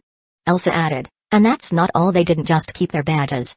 One of them has the special module mission must be accomplished. The other killed an entire gang of level 4 wanted criminals. Mission must be accomplished? That's a decent module. Dong Heizui nodded. The other one killed a gang of level 4s? Which gang? Li Jae-ryong. I remember him, his modded gear was pretty good. His subordinates weren't bad either. One of the women with a sword was pretty sharp. A newbie took out Li Jae-ryong? Not bad. Assign him to me. Dong Heizui patted his chest proudly. I'll train him personally. I happen to be short a few captains. Elsa nodded. What about the one with the special module? You don't want him? Bring him too. If he doesn't cut it, we'll filter him out later. After registering the station log, Chi Zhao and the others left the server room. This way, please. A female staffer in a black uniform skirt with an impressive figure continued leading the way up front. Wei Chu looked like death. Don't tell me there's more field testing, I can't take it anymore. No, now you'll just receive your temporary uniforms, then you're free to go. Wei Chu let out a huge sigh of relief. Finally, it was over. Each of them received 2 sets of temporary uniforms. They weren't tailored, but the material was excellent, the cut was good, and they fit well when worn. While they were in the changing rooms, Xiaoyun came back. Chizhouj, he didn't say anything inappropriate, right? Wei Chu quickly mimed zipping his lips. Chizhou chuckled, nope, he listened to you. Didn't say a word. Wei Chu nodded like a bobblehead and gave Chizhou 2 big thumbs up. Xiaoyun nodded suspiciously, alright then. Here, your savings cards. Xiaoyun took out 2 silver cards and handed them to Chizhou and Wei Chu. Chizhou and Wei Chu accepted the cards. They were the same size as Earth's bank cards, made of metal. One side had the Orderly Heaven emblem, the other had Chizhou's portrait and card number. Your salary, bounties, subsidies, and other rewards will all go into this card. Keep it safe. Replacing it is a hassle. There are 100 train coins in it now. That's your welcome reward for joining Orderly Heaven. Chizhouj, Li Jieyang's bounty has already been transferred into the card too. With this card, you can withdraw train coins at Taurus Palace. That's the only place we can withdraw them. You can do it online too, but it might take longer. Xiun has an offline location too, right on Piltover Vanilla Street. Chizhou had actually been there before. The Utopia offline center he went to was on that street. After giving out the cards, Xiaoyun gave Wei Chu a weird look. Before you came here today, did you close your train door? What? Just now at Gemini Palace, I heard from patrol that a green train in Zone 2 was found with the door left open. Isn't your train green, and didn't you park in Zone 2? No way, can't be me. Wei Chu shook his head. Who the hell leaves home without closing the door? That's just dumb. Xiaoyun rolled her eyes at him. Moments later, another update came. A wanted criminal had entered the train with the open door, started it, and escaped from Yurden. Wei Chu suddenly realized, so it was a wanted criminal's train. This Yurden place is a mess. How are there wanted criminals everywhere? Where do they all come from? Quit blabbering. Xiaoyun glared at Wei Chu. Do the clothes fit? They fit, they fit. I'm sick of this already. Why didn't you tell me there was gonna be a test too? Mainly because you weren't there with me, he. Zhao Wan, do I look good in uniform? Xiaoyun looked helpless. Shut up. Go dye your red hair back already. By the way, you've both been assigned to the capture division. You better work hard together. Chapter 145, wait, bro, where's my train? Capture division? The two spoke in unison.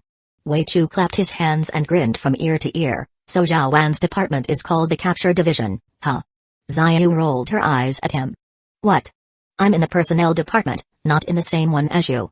The capture division is the one that handles wanted criminals. Upon hearing this, Wei Chu immediately declared, what? We're not in the same department? Wherever you are, that's where I'll be. I made a blood oath. I swore to follow you to the end. Zhao Wan, you're my real boss. Xiaoyun looked utterly speechless. When did I make a blood oath? Why don't I know about it? A real man should gallop through battlefields and aim for the world. That division only accepts people with strong combat ability. This means you've been recognized.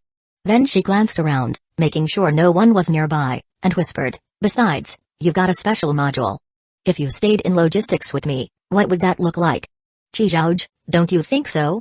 Chizhou just smiled, saying nothing. All that flowery talk basically meant they were being treated as expendable brawlers. The capture division was the most dangerous department in Orderly Heaven. Never thought he'd be directly assigned here. If what Kong Yu said was true, pushing him up the ladder, would that mean he'd end up as the chief of the capture division? Damn, the chief of the capture division turning out to be a spy cultivated by wanted criminals? That's straight up infernal affairs. Still, the division wasn't bad. It had close ties with Kong Yu's crew. He could sell any updates straight to Kong Yu. Xiaoyun also realized that vague inspiration was meaningless, so she quickly moved to real benefits. The capture division is dangerous, yes, but it's also the highest paying department. Bonuses, bounties, performance pay, benefits, subsidies, all the highest. Plus, it's the fastest way to rack up merit points. When you catch or eliminate wanted criminals, you not only get bounty rewards, but also merit points. At that, Chizhou's eyes lit up. He had been worried about how to earn enough merit. Now it looked promising. He could finally aim for that level 8 key. Thinking about it, Chizhou figured the capture division wasn't so bad after all. Even if things got dangerous, he wasn't worried. He had plenty of ways to escape. And when he was out on missions with others, he could just put on a good show. By the way, your division chief is Dong Heizui. She's a tall-legged beauty. A tall-legged beauty? Zhaowen, are you really dumping me like this? Wait, what did you say just now? Tall legs? A beauty? Wei Chu immediately got this dazed, dreamy expression. Hearing the name Dong Heizui, Chi Zhao instantly thought of that golden dragon Cheongsam. Dong Heizui. So that's her name, Dong Heizui. Chi Zhao had seen her once in Zune, and she'd left quite an impression. First, it was her entrance leaping straight down from an airship. Then her decisive, no-nonsense style, and that intense aura she carried. You could tell at a glance she wasn't someone to mess with. Who was stronger, her or Kong Yu? The three of them chatted as they walked and soon left Ares' palace. Just then, a streak of purple lightning shot down from the mountain. The lightning struck the front of Ares' palace and took human form. It was a woman, bold features, a long fishtail braid, and a black, slit cheongsam. Chief Dong Hai. Chief Dong Hai. The guards at the gate all saluted at once. Chi Zhao froze. She actually showed up. Dong Heizui nodded slightly to the guards, then looked toward the three of them. These two, right? Yeah. Before Zayun could introduce them, Dong Heizui looked at Wei Chu. You're Chi Zhao? No, I'm Wei Chu. Oh. Dong Heizui looked to the right again. You're Chi Zhao. You're the one who killed Li Jiayang? Chi Zhao nodded. Dong Heizui gave him a thorough look and nodded. Not bad, kid. You too, go to Zune and bring back a few people. I'll have someone send you the full intel later. This is your first mission as members of the capture division. I've got things to do, head out now. Dong Heizui patted Chi Zhao and Wei Chu on the shoulders. This position of mine will be yours one day. Do your best, boys. With that, she turned back into purple lightning and blasted away. Bye, Chief Dong Hai. Zayun gave a wry smile and shook her head. Chief Dong Hai is as quick and direct as ever. She's our boss now. What did she come here for? To sell dreams, what else? Chi Zhao muttered inwardly. He looked in the direction Dong Heizui disappeared. Didn't expect the first mission to come this quick. After they left, the guards whispered among themselves. What's going on? Chief Dong Hai came in person just to meet two people? Wait, weren't those the two special recruits with badges earlier? Even though they changed uniforms, I remember that red hair. Most of the dispatches badges got scammed by the Freedom Organization. Compared to that, these two are full of potential. No wonder Chief Dong Hai came to pick them up herself. All the top prospects go to the capture division first. So jealous. Capture division? That's way beyond us gate watchers. Let's be real, we're just glorified security guards. Not a big deal, I was one before too. Not bad, saves a lot of detours. Alright, back to your posts. Stop gossiping. In the car going down the mountain. Zayun was still driving. Chi Zhao and Wei Chu sat in the back. Zhaowen. Speak. I've got a tiny little question. These train stations are randomly assigned. If those wanted criminals aren't in Zune or Yurden, how do we catch them? At this, Zayun explained, once you're in the capture division, you can access all intel on wanted criminals in orderly heaven. When you're out in the field, you might randomly run into one of them. If you do, just report the sighting. You can request tools or backup. Of course, if you're confident, you can try capturing them solo, or even kill them on the spot. Damn, so catching people is all about dumb luck? In the field, yeah. Or you can stay in June or Yurden. These are public stations. Just wait and see who shows up. Especially June. It's crawling with wanted criminals. But how long you'll have to wait? That's pure luck. The train survival world itself was designed for conductors to explore infinite worlds. Orderly Heaven's whole setup actually ran counter to that core mechanic. Because of that unique system, pursuers were at a natural disadvantage. Chi Zhao didn't mind, though. He thought it was actually nice, very free. He didn't want to spend too much time being stuck inside the organization anyway. Unless, like with Konyu, the return was worth the effort. Zayun dropped off Wei Chu first, but when they reached the place where the train was supposed to be, it was completely empty. Wait, bro, where's my train? Wei Chu clutched his head and shouted, fuck, did I seriously forget to shut the door? Zayun and Chi Zhao looked at him, each with their own expression. Chapter 146, Pingjing 9 Thieves, Hidden Thread. Wei Chu sobbed and clung to Zayun. Zhaowen, I lost my train. How am I supposed to catch wanted criminals now? No way, just transfer me to your department already. Behind his fake crying face, Wei Chu actually looked full of hope. Who was the one swearing up and down that the train door was closed? Who was it that said only idiots leave the door open? I really was in a hurry back then, But I did yell for the door to be shut. Did you even look back after yelling? A real man never looks back. Chizhao gave Wei Chu a thumbs up. See, Chizhao agrees with me. Xiaoyu looked completely speechless. This is serious. Yeah, seriously bad. Wei Chu pretended to wipe away tears. I'm going to be in the same department as Zhao Wan, hee hee. Your special module's been exposed and you're still laughing. Wei Chu, special modules are super rare. People who have them calling them the chosen ones isn't even an exaggeration. The chosen ones are always envied. Do you get that or not? Wei Chu was scolded into silence, and Chizhao didn't say anything either. Yeah, this was serious. If someone could launch Wei Chu's train, it meant he hadn't upgraded to must-have for lazy people, and the screen hadn't turned into a screen. That screen just sat there, anyone could use it. Mission must be accomplished had clearly been exposed.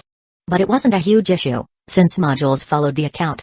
It was just that train was probably lost for good. Xiaoyu returned to the vehicle and got in touch with the inspector who'd been handling the area earlier. Hey, Brother Lee. Yeah, it's Zhao Wan. The guy who hijacked the green train and fled. Have you found out who he is? We had 3 people chase him in, only one made it out. And then the train took off. The one who got out lost an arm too. He said all he saw was a line. Given the clean cut of his wound, we're suspecting the man paused for a few seconds. Hidden thread. Hidden thread? One of the Pingjing 9 thieves. Yep, one of the Pingjing 9 thieves' hidden thread. He must have snuck in with that group of wanted criminals last time, but only got exposed today while stealing someone's underwear. Thanks, Brother Lee. Got it. Xiaoyu ended the call, her face darkening. Damn it, just had to be him. What is it? What's wrong? Your special module might be gone. Xiaoyu slammed the gas, the tires screeching as they sped off. At that moment, Wei Chu still thought it was just the train being gone. He had no idea something way worse was coming. Pingjing 9 thieves. Pingjing 9 thieves. Chizhao kept repeating those 4 words, frantically searching his memory. Sounded so familiar. Where had he heard it before? Pingjing 9 thieves. Got it. Li Susung had mentioned it once. Pingjing 9 thieves was a group that specialized in stealing special modules. And their organization definitely had mod extraction cards and module copy cards. Wei Chu's special module was in serious danger. Hidden Thread had a lanky build. He wore a gray cloth shirt, thin shoes, and had a pink pair of panties on his head with 2 bows on top. His eyes were all sclera, with an aquiline nose, sunken cheeks, and a sickly gray face that screamed overindulgence. Behind him, 5 inspectors from orderly heaven were chasing at full speed. Stop right there, you perverted freak. Damn it, bullets don't work on him. So weird, they just pass through his body. Shit, how does this old guy run so fast? Hearing them call him old, Hidden Thread snapped. You're old. Your whole family's old. I'm only 28, are you all blind? He turned back to curse them out. Hey, someone left a train door open? Hidden Thread instantly changed direction and dove into the green train. The 3 inspectors who followed him in had their throats sliced by a thin wire. 2 heads flew off with a swoosh. The last one turned to run in terror but still had his right arm severed. The 2 headless bodies crumpled to the ground. Hidden Thread licked the blood off the wire. He retracted, his expression twisted. You all really thought I couldn't handle you? I just didn't feel like playing with you, that's all. He stopped chasing and shut the train door behind him. Whatever, couldn't complete the mission anyway. Yurden, order dogs, bow before your grandpa. He moved through the train and reached the initial carriage. At the screen, he was just about to log out the current account and switch to his own. Holy shit, a special module? Mission must be accomplished? Hidden Thread's heart skipped a beat. His eyes darted around before he immediately launched the train. Among the many groups in the New World, Pingjing 9 Thieves was pretty infamous. Though they had only 9 members, each was powerful. And each had their own unique theft kink. Hidden Thread, for example, had a thing for stealing women's underwear. Their shared goal was to steal the 12 special modules that couldn't be obtained through regular upgrades. Called the 9 Thieves, but really, there were fewer than 5 left now. 4 were already down, 3 dead, 1 captured. Hidden Thread, as one of the remaining 5, was ranked weakest in overall strength. Wahahaha. Didn't expect a surprise bonus. Heavens watching over me, this trip was worth it. So, Wei Chu's dispatches newbie. He's not still on the train, is he? Hidden Thread narrowed his eyes and started checking the whole train. Once he confirmed he was alone, he relaxed. He quickly opened the train conductor chat room, looking for a bridge account to contact his gang. Finally, after hopping through 3 relay points, he got in touch with his fellow thief Ghost Bro. Hurry up, hurry. Get me a mod extraction card now. What's the rush? You found some kind of special module? Cut the crap, hurry. He might log out any second. I want your ghost cloak. The ghost cloak Hidden Thread was wearing had come from a level 7 treasure chest. It let him vanish from sight. It also let him enter stealth weird mode, temporarily immune to all physical attacks. Only anti-weirdness items could hurt him. And those were even rarer. Basically, the ghost cloak was one of Hidden Thread's core gears. That's why the inspector's bullets had no effect during the chase. The bullets just passed right through him. You greedy bastard, not afraid you'll choke on your own appetite? Alright then, tell me which module you found. Chapter 147, A Man at 30 Has No Choice. That damn ghost bro. Still so sneaky. Hidden Thread was in a bind.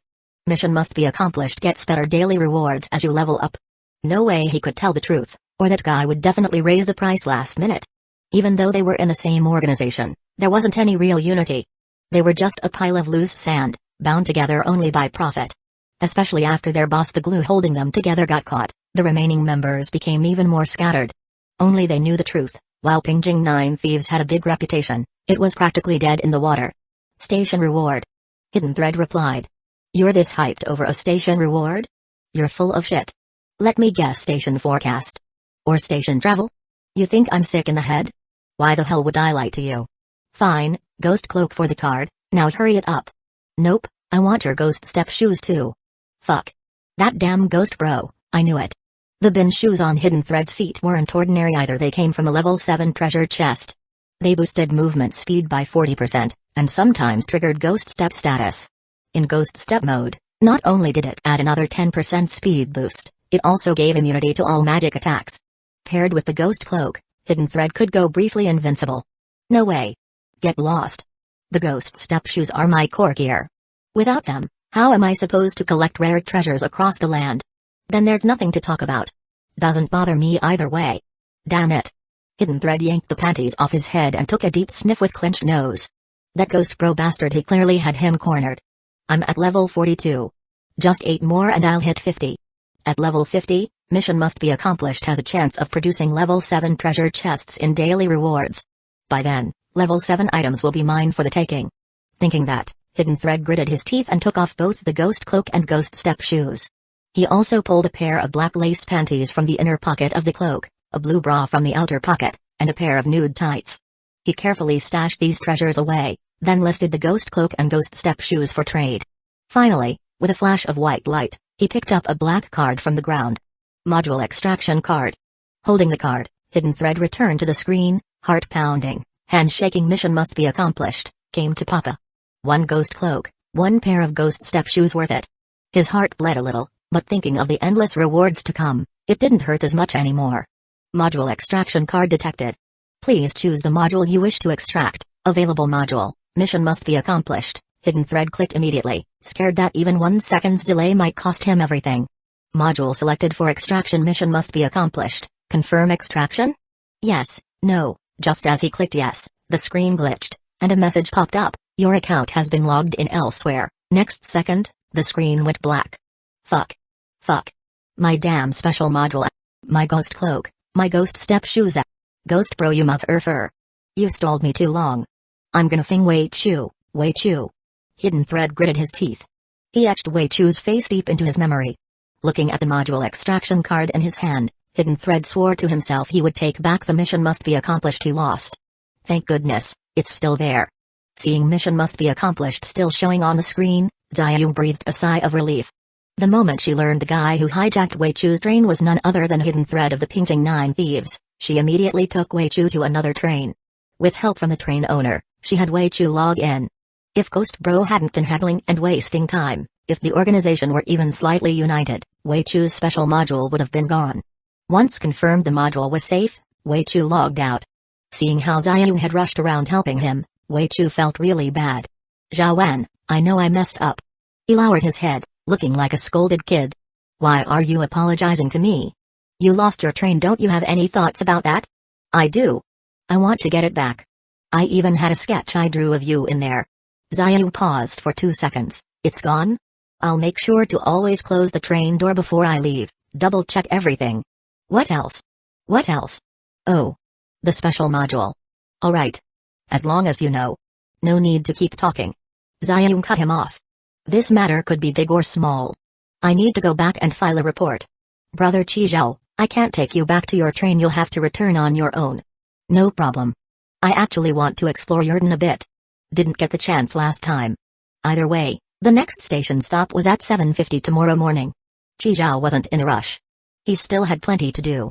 Alright, then I'll head back first. What about me, Zhaowan? What about me? What about you? My train's gone, how am I supposed to catch fugitives? Figure it out yourself. Xiao shot Wei Chu a glare. Bye, brother Chizhou. Chizhou waved at her with a smile as Xiao started the car and drove off. Zhaowan, I'll miss you. I'll come see you again after I catch that guy. Zhaowan, drive safe. Until the car disappeared down the road, Wei Chu turned to Chizhou with a sheepish smile. Chizhou, can I tag along with you? Sure, let's go together. Chizhou agreed without hesitation. He had multi-thread upgrade. After reaching the station tomorrow and getting his train coin, he'd log out of Zijian's account. Then log into Wei Chu's.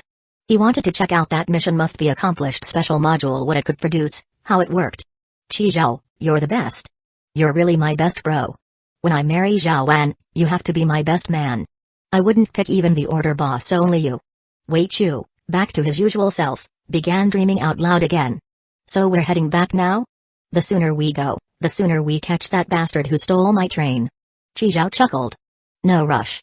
Let's go pick up a few things first. Seafood market. Wei Chu carried a green mesh bag full of turtles, trailing behind Chizhou. By the way, why are you buying so many turtles? For vitality. Chizhou replied offhandedly. A man at 30 has no choice, one softshell turtle a day keeps the doctor away. To summon Dark Magician Girl, a life must be sacrificed. And the strength of that life directly affected the summon girl's base stats. The stronger the sacrifice, the stronger the girl. Of course, Dark Magician Girl had a power cap. Chizhou thought it over, turtles were best. Easy to raise, tough to kill. Didn't take up much space, no bad smell. And if they turned out to be useless, he could just braise them later for some nourishment. No waste at all. Chapter 149, Departure, Walking Fish Beach Smack. That slap instantly turned Wei Chu's face bright red. Then he lifted his head, forced out a smile, and looked at the two women again. Ah, my dear sisters-in-law are back. Zijian. Li, who is he? Chizhou looked awkward. Go check the water level gauge.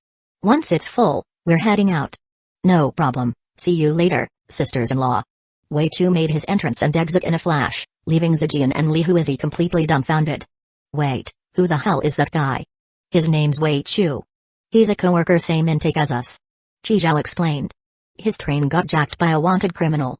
Since we're both heading to Zune, I figured I'd give him a lift. Chizhou had already checked the target criminal's details after returning. They were part of an organization called Huang LV Hong. Their main business was smuggling weapons from Zune's lower city. Some of the weapons used in the Dream Palace attack had come from them. The group only had 3 members, all level 4 wanted criminals, each with a 100 train coin bounty. That was the practice target Dong Heizui found for them.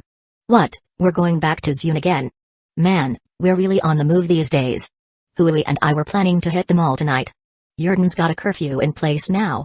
Your plans are dead in the water. If you want to go shopping, do it in Zune. Because both Yurden and Paradise had been attacked recently, curfews were now enforced at both public stations. No going out after 8 p.m. Hearing that, Zijian looked utterly annoyed. What the hell? Life's just going backward these days. It wasn't until 11 p.m. that the water tank was finally full. Chizhou thanked Zhonglin, then shut the train door and started the train. After Chizhou left, a few team members couldn't help but complain. Holy shit, there's not even a leak on the ground. How many hidden water tanks did he install? 4 water pipes ran for over 12 hours straight just to fill it up. What does this guy even do? How the hell does he use so much water? Yeah, that amount could fill up a small swimming pool. Wait a second. You don't think he really built a pool carriage, do you? You know, it's actually possible. Chilling in the pool all day with those 2 beauties. Fuck, what kind of god-tier lifestyle is that? Young guys really have it good. Back in my enchanted days, I could barely handle a 2-on-1 myself. Enough with the bullshit, each of you grab a pipe and move. Zhonglin pointed at the water pipes on the ground and shouted, you wanna go home or not? With Zhonglin barking orders, the crew scurried off dragging the pipes, all clenching their butts. A regular carriage was 5 meters long, 3 meters wide, and 2.8 meters tall. An enlarged planting carriage measured 7 meters long, 4 meters wide, and 3.5 meters tall. Besides the peach tree planted at the center, It also held mushrooms, Chinese cabbage, tomatoes, and cucumbers. Chizhao was now standing beside the peach tree, gently stroking its leaves. The first time he stopped at Yurden, the peach tree sapling was only about 60 centimeters tall. Now it was over a meter high. Its trunk had grown as thick as a child's wrist. It was no longer a sapling, it was a young peach tree. Now fully watered, its leaves glowed a vibrant green, exuding a refreshing fragrance. Just one sniff was enough to make you feel energized and refreshed. As the peach tree grew, it demanded more and more resources. An auto-veggie farming machine made from zombies and plant pots, paired with 3 compost bins. And most importantly Yu. That made for a complete auto-fertilizer supply system. Together, they worked around the clock to produce fertilizer and feed the peach tree, which was why it was growing so fast. The water tank took so long to fill because 3/4 of the water added throughout the day had been sucked up by the tree. While playing with a peach tree leaf, Chizhao summoned a screen. While the train could stop at public stations, the departure point couldn't be one. So, to transfer between public stations, a random stop had to be made first. Before heading to Zune, Chizhao had to make a random station stop. Next station stop, Walking Fish Beach, single-player station, latest departure time, 72 hours after stopping, walking fish will land on a beach. Their metallic walking legs contain special bacteria. If attacked by them, you'll be infected. Infected individuals swell up from gas buildup, reek of death, and die quickly. Danger level, level 5, number of walking fish will increase over time, raising danger level. After 6 hours, multiple walking sharks will land. Walking shark bellies have a chance to drop level 4 treasure chests. After 12 hours, a walking whale shark will land. Walking whale shark will definitely drop a level 5 treasure chest. After 24 hours, the walking octopus king will land. Walking octopus king will definitely drop a level 6 treasure chest. Walking fish beach. Chizhao read the station forecast info and immediately recognized the world it came from. Junji Ito's horror manga, Joe. This time, it was a manga world. He remembered it vividly, those creepy walking fish, freakishly fast and agile. They gave off a strong corpse stench, and their walking legs could infect you on contact.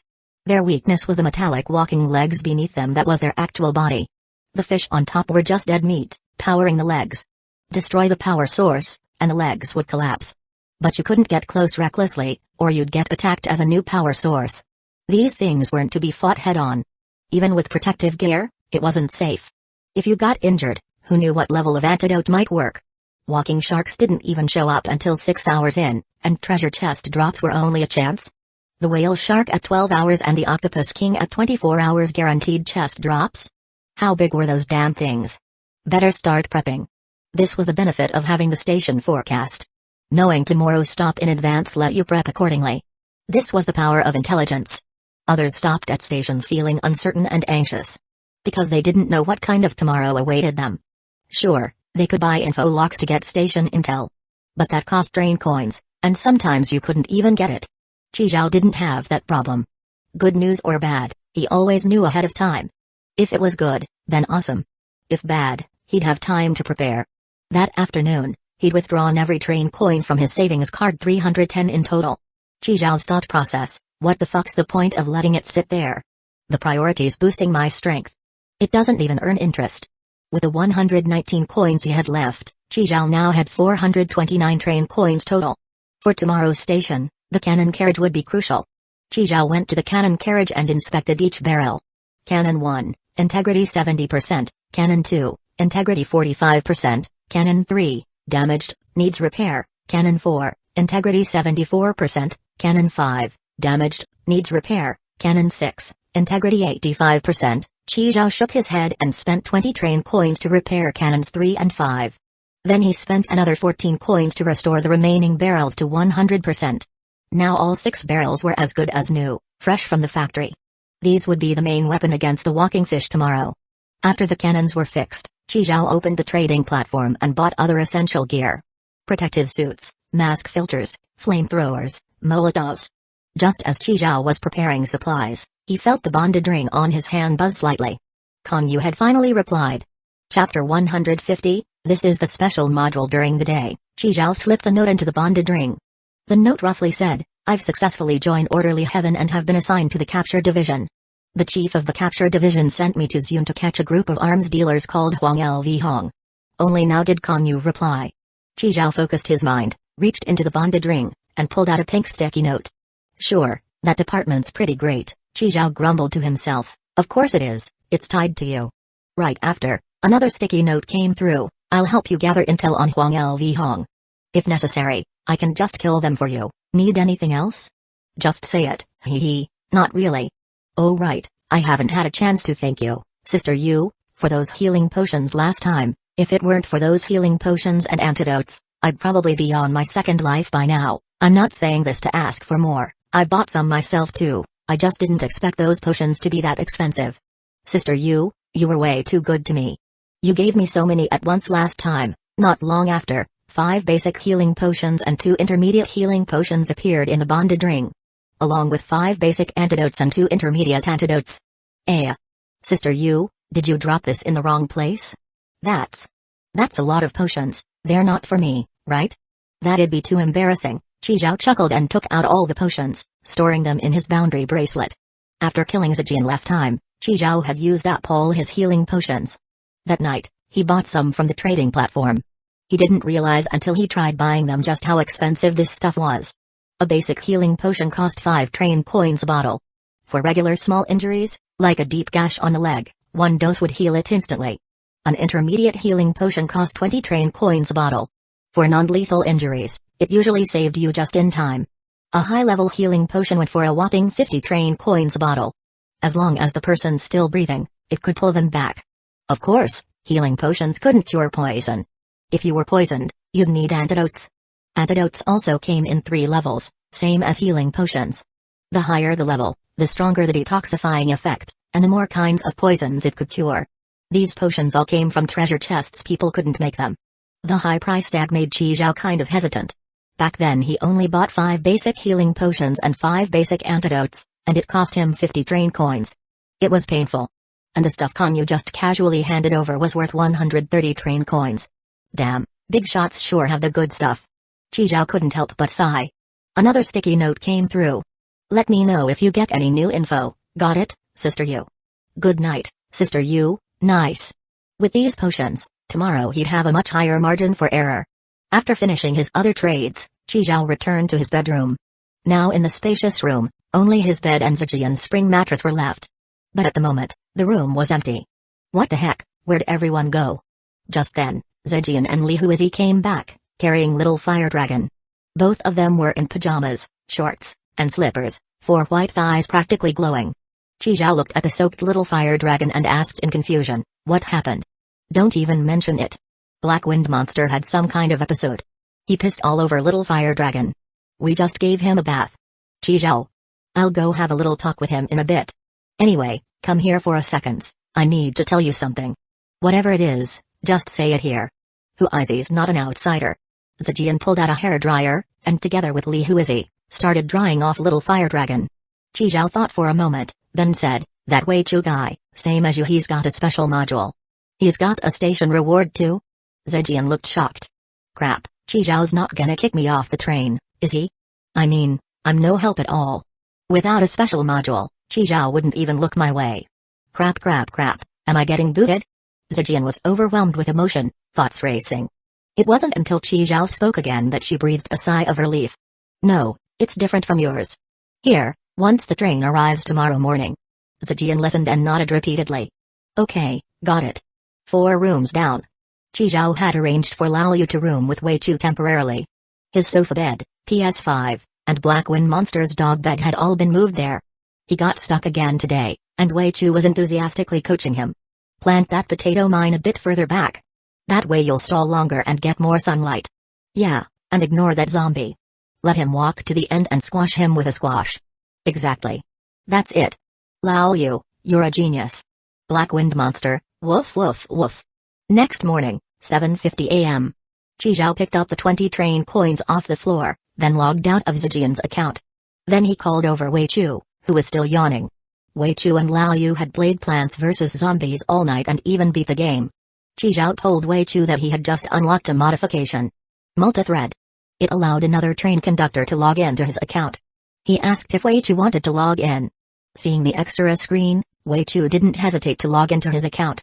Train conductor number 00887700 Weichu has logged in. Holy shit, Qizhao, this mod is insane. 1 train, 2 accounts. Dual wielding. If I can't get my own train back, maybe I can just ride with you forever. Don't worry, I won't freeload. We'll split whatever the mission must be accomplished module gives. Chizhao grinned and enabled access to the mission must be accomplished module for him. Only Chizhao could control whether a module was usable. Way to open the mission must be accomplished. Its interface looked like a shopping app. Click to claim today's packages. As Wei Chu tapped it, 3 packages appeared on the screen in order. Package 1, a sexy purple pajama. Brother says purple's got serious charm. Package 2, half a magic ice melon, lowers body temp for 30 minutes after eating, a summer essential. Package 3, a random level 4 treasure chest, you might get something awesome. All the packages were marked as free. Whoa. Jackpot. Wei Chu instantly clicked on package 3. Courier is delivering your package, please wait patiently. Meanwhile, the other 2 packages now require train coins. Purple pajamas cost 1 train coin. Magic ice melon cost 3 train coins. Chizhao watched the whole process and was low-key impressed. Mission must be accomplished, this is what it's about. No wonder everyone wants one of these special modules. From Chizhao's station forecast, to Anchor Point Rewind, to Zhejian Station Reward, and now Wei Chu's mission must be accomplished. Each one had some ridiculously op function. And there were 12 of these special modules in total. If he could collect them all, how awesome would that be? The more Chizhao used them, the more he wanted to get every single one. At that moment, Wei Chu reached for his waistband and pulled out 4 train coins. Then bought the other 2 packages as well. Chizhao raised a brow. Storage item. Wei Chu grinned. Got it from a previous mission must be accomplished. Comes with 100 kilograms carry weight. Not bad, huh? Chizhao nodded. Nice, super convenient. Bro, if I get another one, I'll give you one too. Before long, a man in yellow clothes and a yellow hat suddenly appeared in the carriage. Hello. Mission must be accomplished. Your delivery has arrived, please sign here. Wei Chu took the box from him, and the man shouted, please give me a 5-star rating. Thanks. Then poof, the guy disappeared from the carriage. Chizhao pulled a face. Damn, this really is like ordering takeout. Just then, a foul fishy stench hit Chizhao's nose. He looked out the window. A walking fish was charging straight at them. Chapter 151, Walking Fish Landing. This walking fish was about 30 centimeters long, with dull, lifeless fish eyes. It had a bunch of spiky long legs it used to move. That was actually the real body of the walking fish, the walking machine. Even a single walking fish stank this bad. If they came ashore in large numbers, people would probably pass out from the stench. Maybe Chizhao knew this stop was dangerous, so he stayed alert. Wei Chu was still sorting through today's takeout, completely unaware of the fishy stink. He picked up a purple pajama and said with admiration, this pajama is seriously sexy. Chizhao, you take this pajama. Consider it a gift from me to sister-in-law. I feel like this pajama suits a big-chested sister-in-law. What do you think, Chizhao? Seeing that Chizhao didn't respond, Wei Chu turned his head to look outside with him. Whoa, it's a beach. This beach isn't bad. Weather's good too, let's go play beach volleyball later. Chizhao's train had stopped right on the beach. The carriage doors faced the sea. The back faced the city. His train stood between the two. Staring out at the vast, unfathomable ocean, Chizhao said, yeah, probably not. Huh? Chizhao jerked his chin, signaling him to look at the nearby walking fish. Holy shit, what the hell is that? A fish? A fish with legs? What kind of new species is this? Those legs look like a centipede's. As Wei Chu was studying the walking fish, it suddenly bolted toward them. Its sharp legs actually let it climb directly up onto the train. Holy shit, it's coming, it's coming. The walking fish click-clacked up onto Chizhao's train, then scrambled over the roof and ran toward the city behind the train. Chizhao's gaze followed it. At the end of its path was a yellow train. That train had 5 carriages, and its doors were wide open. A train? An empty train? Chizhao saw the open doors and immediately figured it was unclaimed. Roughly 500 meters away, and the walking fish hadn't started landing en masse yet. Perfect chance. You guys stay in the train, don't go out. He said that, then opened the door and quickly shut it behind him. In less than 3 seconds, the stench started seeping into the carriage. Wei Chu frowned. Holy fuck, did someone die? What's that smell? Chizhao sprinted the 500 meters in one go. On the way, he shot that walking fish to pieces. Once the walking machine was destroyed, the walking fish naturally stopped moving. Chizhao entered the yellow train and immediately dismantled the extra carriages. The dismantled materials, combined with leftover resources from his own train, were transferred to himself. Transferred 1,750 kilograms of metal, 900 kilograms of plastic, and 649 kilograms of wood to train conductor Qizhou, ID 19,990,526. Then Qizhou stepped out of the train, placing his hand on it. With this train, he could fine-tune his plans even more. Boundary bracelet collect. He dismantled the extra carriages so he could absorb it faster into the boundary bracelet. The heavier the object, the longer it took to store in the special slot. Just then, in the space where the carriages had been, 2 over-meter-long walking machines appeared. But these walking machines weren't powered by fish, they were powered by humans. Tubes were inserted into their mouths and rear ends, and the gas from their bodies was funneled through the tubes to power the walking machines underneath them. That was how the walking machines were driven. And those 2 people had long since become corpses. The 2 humanoid walking machines charged toward Qizhou, who narrowed his eyes and drew his ZZ pistol frost bullets. Though the walking machines moved fast, they were still slower than bullets. The frost bullets slowed them down further. Once they were slowed, Qizhou switched to armor-piercing rounds. Bang bang bang bang bang. The armor-piercing rounds hit the walking machines like chopsticks poking tofu. Each shot punched a hole. Their internal structures were damaged and they ground to a halt. Anyone who didn't know better might have kept attacking the people on top of the walking machines. Since at a glance, those legged platforms didn't look like the monsters themselves. Looks like those 2 were probably the owners of this train. Qizhou never let go of the train the whole time. Faster, faster. Maybe it was because of those 2 corpses, but the fishy stink was getting worse and worse. A second later, the train was stored into the boundary bracelet. Qizhou let out a breath and ran back to his own train. Just as he opened the door, black clouds rolled in over the beach in the distance. The walking fish had started landing. Qizhou rushed into the train and slammed the door shut. Countless walking fish surged out of the sea, swarming up the beach toward the city. They came in all sizes, some over a meter long, others no bigger than a palm. All kinds of fish were represented. If it had a name, you could probably find it here. Sharks, big opium fish, giant moray eels, blue carp, salmon, smallmouth fish, stickfish, boss fish. The wave of stench surged with their charge, practically condensing into a visible wall of stink. It wasn't just foul, it was the sickening reek of rotting fish. Fishy and foul, Qizhou felt, for the first time, that smells could kill. Wei Chu had already put on the protective mask Qizhou gave him earlier. Qizhou put his on too. This was a high-end internal filter mask, made in Zune Piltover. Once it was on, that brain-piercing stench was finally mostly blocked. Nice, worth the money. Qizhou, what the hell is going on? What are these things? Fish aren't supposed to run on land. Since when do fish have legs? Is this nuclear wastewater mutation? Are they invading the land? Qizhou couldn't help but admire Wei Chu's wild imagination. The walking fish weren't after Qizhou's train, they were heading for the city behind them. As long as Qizhou and the others stayed inside, aside from the smell, they weren't in much danger. Most of the walking fish passed right by the train, but a few did attack it. Their sharp long legs clanged against the train, echoing inside with an annoying da-da-da-da-da-da. The noise was maddening. Fuck, this isn't gonna work. Qizhou, open the door and let me out. I'll clean up these freaky fish. As he spoke, Wei Chu reached to his waistband and pulled out 2 golden desert eagles. No need. I'm afraid you'd get gassed to death out there. Then what, we just let them wreck your train? No way. I can't take this. Today, bro's gonna show them what double gun Li Xiang Yang is all about. Qizhou slapped a hand on Wei Chu's shoulder and made a SHH gesture. He signaled him to quiet down and listen carefully. Sure enough, the clattering began to fade. Outside the train, a humanoid figure about 2 meters tall, hunched over, with mantis-like arms, was slicing through the attacking walking fish. Its scythe arms swept through the fish's bodies, effortlessly slicing them in 2. It was the crimson beast Qizhou had left outside.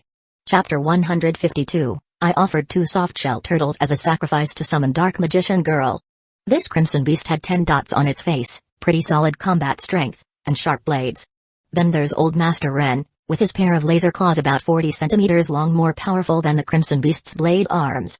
He was fully wrapped in external armor. Even though he was a zombie, he no longer feared sunlight. Under the armor, there was also true ice superconductivity, never overheating. This was exactly the cybernetic Old Master Ren Qizhou had someone modify back in Zune. Together, the 2 of them cleared out the walking fish attacking the train. Then threw them far away. Just like that, the first wave of the fish tide was over. The train quieted down. Wei Chu looked confused. What's going on? They realized they couldn't get in and just left? These fish are actually kind of smart. Qizhou looked at the city behind him, his brow furrowing tightly. If he guessed right, someone was probably living in that city. But he couldn't worry about that now. It was clearly impossible to kill all these walking fish. He wasn't going to be some savior. Chi Zhao's main targets were the walking shark after 6 hours of staying, the walking whale shark after 12 hours, and the walking octopus king after 24 hours. Because only they drop treasure chests. The walking giant shark had a chance to drop level 4 treasure chests. The walking whale shark was guaranteed to drop level 5 treasure chests. And the walking octopus king guaranteed level 6 treasure chests.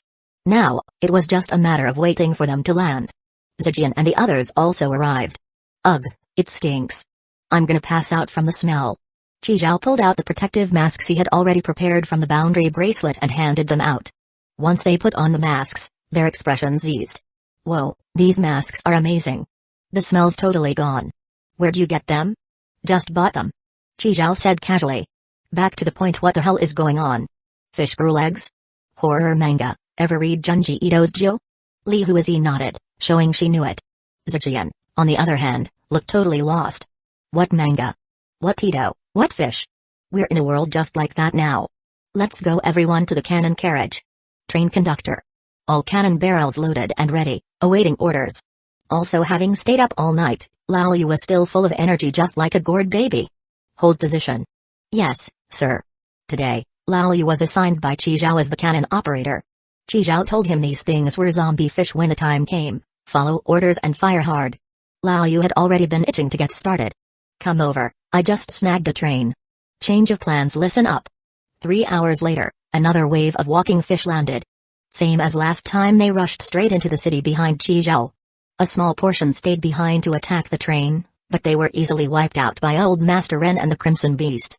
By 2 p.m., another wave of walking fish came ashore. Chi Zhao perked up their ear. This wave would include walking giant sharks, which had a chance of dropping level 4 treasure chests. The walking giant shark was 6 meters long. The moment it landed, it stood out from the crowd, utterly massive. 1, 2, 3, 4. 10 of them. These giant sharks were even longer than Chi Zhao's regular carriage, absolutely enormous. Their true bodies, the walking machines, were also gigantic. On the train roof, Old Master Ren had been storing energy. He fired off an energy cannon shot. The first walking giant shark got pierced right through and collapsed unwillingly. This was the same model as Li Jieyang's. It could even melt through walls. Sensing the attack, the walking fish quickly changed direction and charged straight at Chi Zhao. 7 walking giant sharks launched an assault. Countless small walking fish were crushed under their feet. As they entered cannon range, Chi Zhao roared, "Fire! Fire!" With the command to fire, Lao Yu slammed the fire button. Cannons 1, 3, and 5 fired simultaneously. 3 high explosive shells detonated in the fish swarm. The high explosive shells used shockwaves and shrapnel from the blast to damage the targets. 2 of the lead walking giant sharks took hits to the face and crashed down. Lao Yu immediately reloaded and fired another round. After 5 volleys, none of the attacking walking fish survived. The smoke cleared outside, rotten stench, fishy stench, and now a new one, burnt stink. The 2 walking giant sharks that hadn't charged were also hunted down and killed by Old Master Ren and the Crimson Beast. They used claws and blade arms to tear open the sharks' bellies. Inside the corpses of those giant sharks, they found 3 level 4 treasure chests. Chi Zhao grabbed them and opened them on the spot. Each chest had 24 train coins, totaling 72. And 3 items. One was a mask that allowed underwater breathing. A bottle of basic antidote. And a fishbone sword that injected a small paralyzing toxin with every attack. Chi Zhao fiddled with it for a bit, then stored it back in the boundary bracelet. This wave was over. There were no more walking giant sharks in the waves that followed. Chi Zhao was a little disappointed. Looks like he'd have to wait until 8 p.m. for the walking whale shark. Night had already fallen. The blue sea reflected the bright moonlight. Old Master Ren stood atop the train, eyes glowing like daylight, acting as headlights and illuminating the beach. Back in Zune, Old Master Ren's eyes had been modified into super strong lights. Chi Zhao's original idea was to suddenly flash them during combat and blind the enemy. But there hadn't been a chance to use them like that yet. Instead, they were now a lighting tool. At 8 p.m., the walking whale shark landed. That whale shark was 15 meters long, its whole body covered in metallic armor. From a distance, it looked like a steel battleship. Old Master Ren's energy cannon had been fully charged. He fired at the walking whale shark. What no one expected was, despite its massive size, the whale shark was incredibly agile. It twisted its body and dodged the cannon shot with ease. That shocked Chi Zhao. How did something so big manage that? What was even more shocking was that unlike the giant sharks that charged back when attacked, This one ran straight out of Qi Zhao's attack range. Its target was the city. Why did it feel like this guy was intelligent? Qi Zhao's brows furrowed. This wasn't good. His cannon carriage had limited firing angles. Wei Chu, go get me 2 softshell turtles. Got it. Soon, 2 softshell turtles were placed on the ground in front of Qi Zhao. I offer these 2 softshell turtles as a sacrifice to summon Dark Magician Girl. Qi Zhao raised the Dark Magician Girl monster card and shouted loudly. The 2 softshell turtles turned into glittering starlight and entered the card. The card emitted a dazzling white light, and a girl with long blonde hair, green eyes, and fair skin appeared in the train. She wore a blue conical hat, a blue off-shoulder bustier, and a pink mini-skirt. In her hand was a blue staff. Dark Magician Girl. Master, what do you need me to do? Qi Zhao pointed out the window at the walking whale shark, which was now out of cannon range. Kill it. Yes, Master. Dark Magician Girl floated upward, phasing through the train.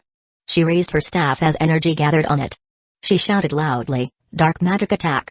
A beam of black energy pierced the air, blasting toward the walking whale shark. The whale shark reacted fast. It sensed the danger and immediately dodged to the side. But that black energy bent unnaturally, still piercing right through its body. Including its core, the walking machine. This was the power of magic. One-shot kill. Dark Magician Girl smiled and turned back into her card, returning to Qi Zhao's hand. Remaining summons, 9.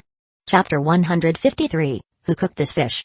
Good thing we had the Dark Magician Girl, otherwise, even if I caught up, it would have been a struggle. And I'd have to risk getting surrounded. Qi Zhao looked at the card in his hand and couldn't help but smile. Surprisingly useful. The loot from the level 6 treasure chest was definitely a big upgrade from level 5. Just 2 softshell turtles were that strong. Next time he'd try offering more. Qi Zhao, you lied to me. You said you were buying turtles for nourishment. Turns out they were sacrificial offerings. What the heck is this? So magical? Just 2 turtles to summon a beautiful girl? Yu-Gi-Oh cards. Never played? Wei Chu shook his head, indicating he hadn't. Then you had no childhood. Well, can't help it if you don't know. Wei Chu stared longingly as Qi Zhao put the card away. Old Master Ren's laser blade easily sliced through the whale shark's armor, retrieved the level 5 treasure chest from inside, and handed it to Qi Zhao. Level 5 treasure chest inside were 36 train coins and 1 item. Whale horn, when played, it can attract surrounding fish, huh? A god-tier fishing tool? It was milky white, shaped like a spiral whale horn. Qi Zhao gave it a try. The horn made a woo-oo woo-oo woo-oo sound, not very loud. He'd try it out later if he got the chance. Up till now, Qi Zhao had made it through with little danger. The biggest threat had been the all-pervading stench. But after a whole day of smelling it, and with the protective masks, they had all more or less gotten used to it. Now all that was left was the walking octopus king at 8 a.m. tomorrow. That one could drop a level 6 treasure chest. But there might also be other trains landing tomorrow morning. Have to wait and see. If some big shot really did stop here, he'd still have to retreat. After all, one level 6 treasure chest wasn't worth risking at all. And with the train they scored during the day, the retreat plan could be optimized. Let's go. Everyone off the train, we're switching locations. While no walking fish were landing yet, Qi Zhao moved the train. Just sitting here like this, it was way too conspicuous. The fish waves kept growing in number, and killing them wasn't really worthwhile. He couldn't let himself stay in such a dangerous area. They'd only been docked 12 hours, but the danger level had already risen to level 6. Qi Zhao moved the train to the edge between the beach and the city. Even if more walking fish landed, they wouldn't walk across his train anymore. Dinner time. People are made of iron, food is made of steel. Skip a meal and you're starving. Even if it stank, dinner still had to be eaten. Looking at the dishes on the table, Qi Zhao looked completely dumbfounded. Who cooked this fish? Me, I did. Wei Chu raised his hand proudly. I figured I hadn't helped you much, so I went to the trading platform and bought 2 fish. Freshly killed, super fresh. Everyone said in unison, you eat it yourself. Next morning, 7:30 a.m., Qi Zhao stepped out. He found a spot with a good view and took out the yellow train. Then he logged into his own account. After that, he stored his original train into the boundary bracelet. All of them squeezed into this single initial carriage of the yellow train. Qi Zhao activated dynamic concealment, cloaking them while they waited for 8 a.m. inside the tiny initial carriage. 4 people, 1 dog, 1 fire dragon, and over 10 softshell turtles. As for why they were doing this, Qi Zhao's explanation was, smaller target, easier to escape. Even if his train could go invisible, what if whoever landed here could still see through it? If he ran into someone on Konyu's level, he'd be screwed. 24 carriages in total, including 3 initial carriages, 1 cannon carriage, and several enlarged carriages. It was basically a big slab of fatty and lean braised pork belly. Who wouldn't want a bite? But this little yellow carriage looked more like a half-eaten duck neck, way less appealing. In the middle of nowhere like this, who knew if they might run into some thug gang? Better to be cautious. Time ticked to 8 a.m., and with a flash of white light on the beach, a black train appeared. It had 8 carriages, 3 of them initial carriages. Sure enough, someone else had landed. At the same time, the once calm coast began to churn violently. Waves surged onto the sand and receded, and a massive number of walking fish began to land. A group of people exited the train and started holding them off. Explosions flew, strange lights flashed. Surprisingly, they actually held back the walking fish wave. Chizhao lay against the train window, watching the show. Good thing they'd prepared. These people were clearly strong. Definitely veteran players. The fish swarm was even bigger than yesterday's, yet they were holding their ground. Too bad they could have just stayed in the train and waited it out. They didn't know the fish swarm's real target was actually the city behind them. They probably thought the fish were coming for them. That's the importance of intel. But even if they survived the fish swarm, they probably wouldn't escape the Octopus King. That was going to come down to raw power. Speaking of raw power, Chizhao glanced back at his own crew. Lao Yu and Wei Chu were playing with soft-shell turtles, Zijian was scolding the black wind monster, and Li Huizi was soothing the little fire dragon. Because earlier, the black wind monster tried using water gun on the little fire dragon again. Sigh. Chizhao shook his head and continued watching carefully. Where's the walking Octopus King? Still not ashore? As if answering Chizhao's wish, from the shadowy ocean surface, a tentacle over a meter thick reached out. Then the second, third, fourth. Those massive tentacles waved and twisted, one after another stretching out. The walking Octopus King had landed. This Octopus King was massive like a small mountain. It waved its 8 tentacles, and it definitely didn't look dead. Its body was soft and highly elastic, tightly wrapping its core, the walking machine, inside itself, creating a 360-degree shield with no blind spots. To destroy the walking machine, they'd have to kill it first. Chizhao looked at the walking Octopus King that was taller than a 3-story building, and he was beyond excited. Here it is, level 6 treasure chest. No idea if those guys could hold out. The few people resisting with all they had stared blankly at the incoming Octopus King. Holy SHT, what the HLL is that thing? That thing's bigger than Leviathan. Fuck, where's my divine light stick? Just then, the distant sea surface surged again. Another walking Octopus King popped its head out. There were actually 2 walking Octopus Kings. Chapter 154, a stiff experience card. Fuck, there's more? Don't tell me it's a male and a female. Why the fuck are you still standing there? Run, or you'll be fish food in a second. Those people realized the situation had turned dire, and immediately ditched the carriage and ran for the city behind them. The 2 walking Octopus Kings were incredibly fast, charging straight to the black train in the blink of an eye. They looked like 2 kids fighting over a toy car, each grabbing one end of the train and yanking it back and forth. Eventually, the train couldn't take it anymore and snapped in half. Each of them held half a train, swinging it around like it weighed nothing. After they were done playing, they flung the halves away casually. Then they continued moving toward the city. The fleeing people turned back to witness this scene, their eyes filled with rage.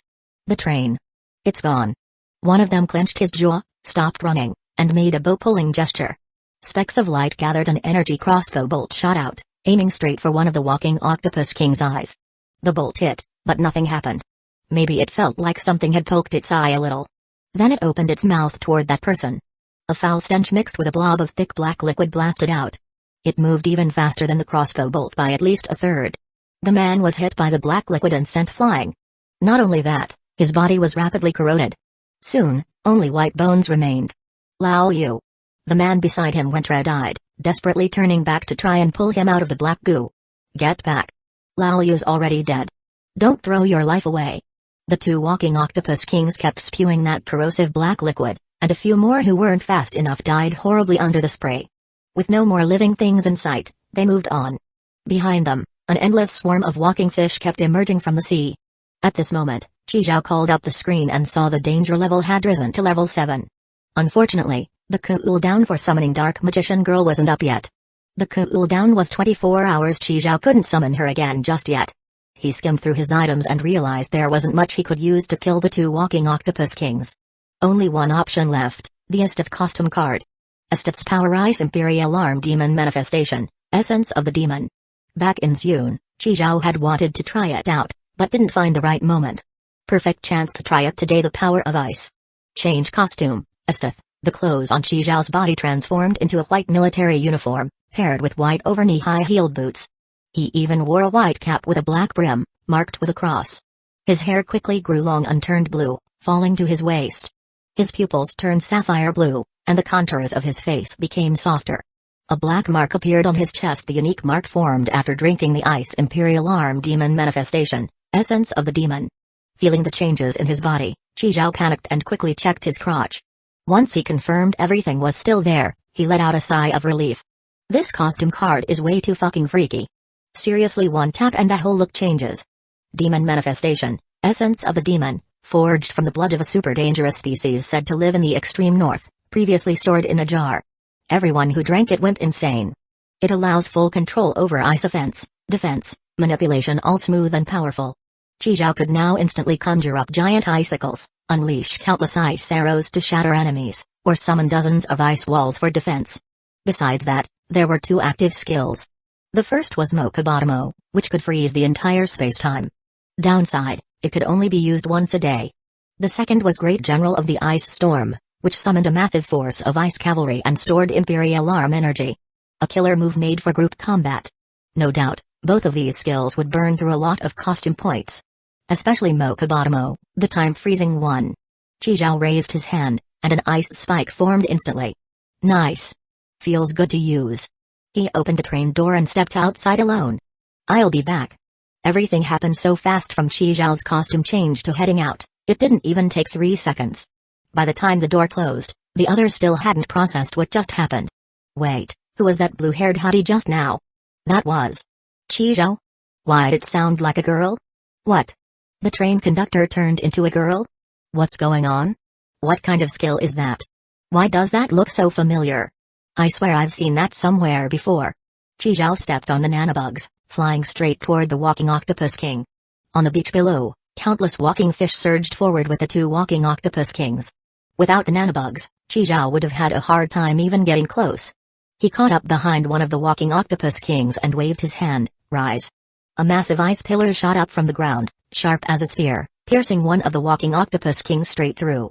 Now it looked like a skewered octopus, and after a few struggles, it stopped moving. Its inner walking machine had been shattered by the pillar. That one pillar drained 30% of his costume points.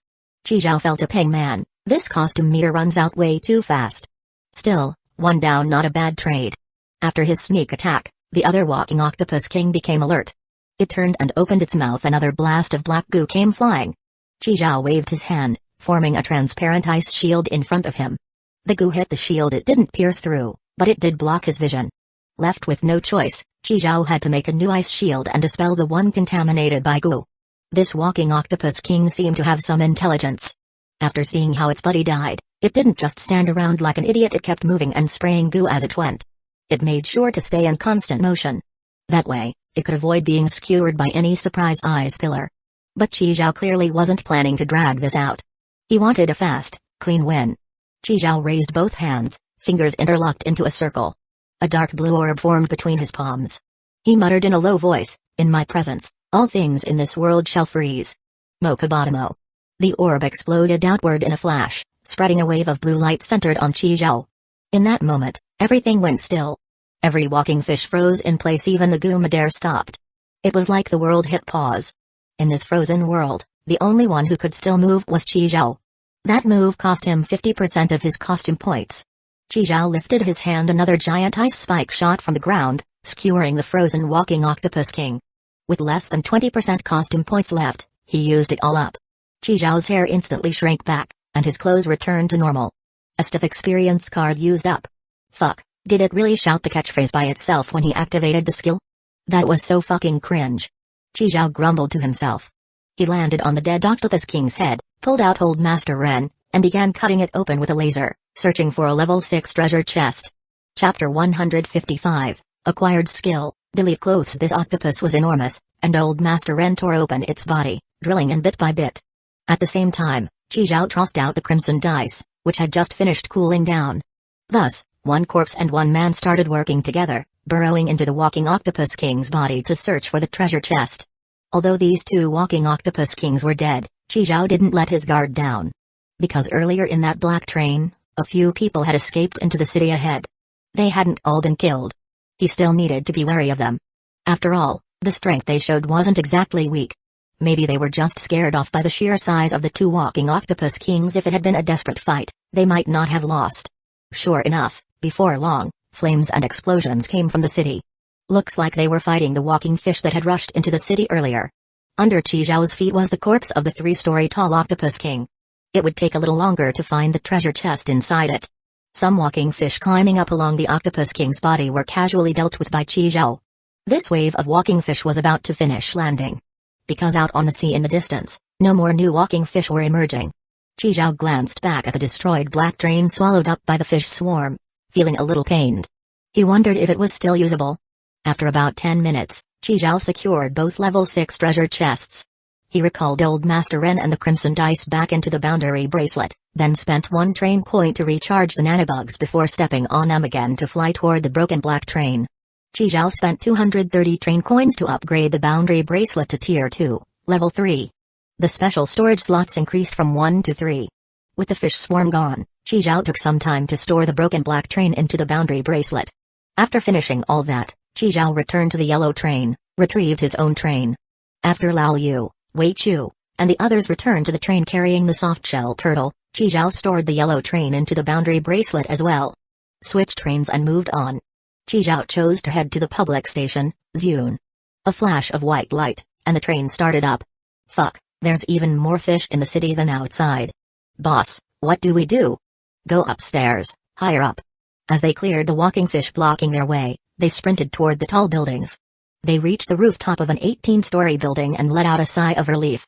Looking down at the dense mass of walking fish still pouring in, each of them felt like they had just escaped death. Boss, those 2 giant octopuses don't seem to be chasing us. Look at those 2 big octopuses. Everyone turned to look. Seeing the scene, they all gasped. The 2 giant octopuses that had forced them to abandon their car were now impaled by ice pillars, nailed to the spot. Dead as dead could be. Just looking at those ice pillars made them feel a chill seep into their bones. This is a miracle. What kind of power is this? It's terrifying. Thank God we weren't the target.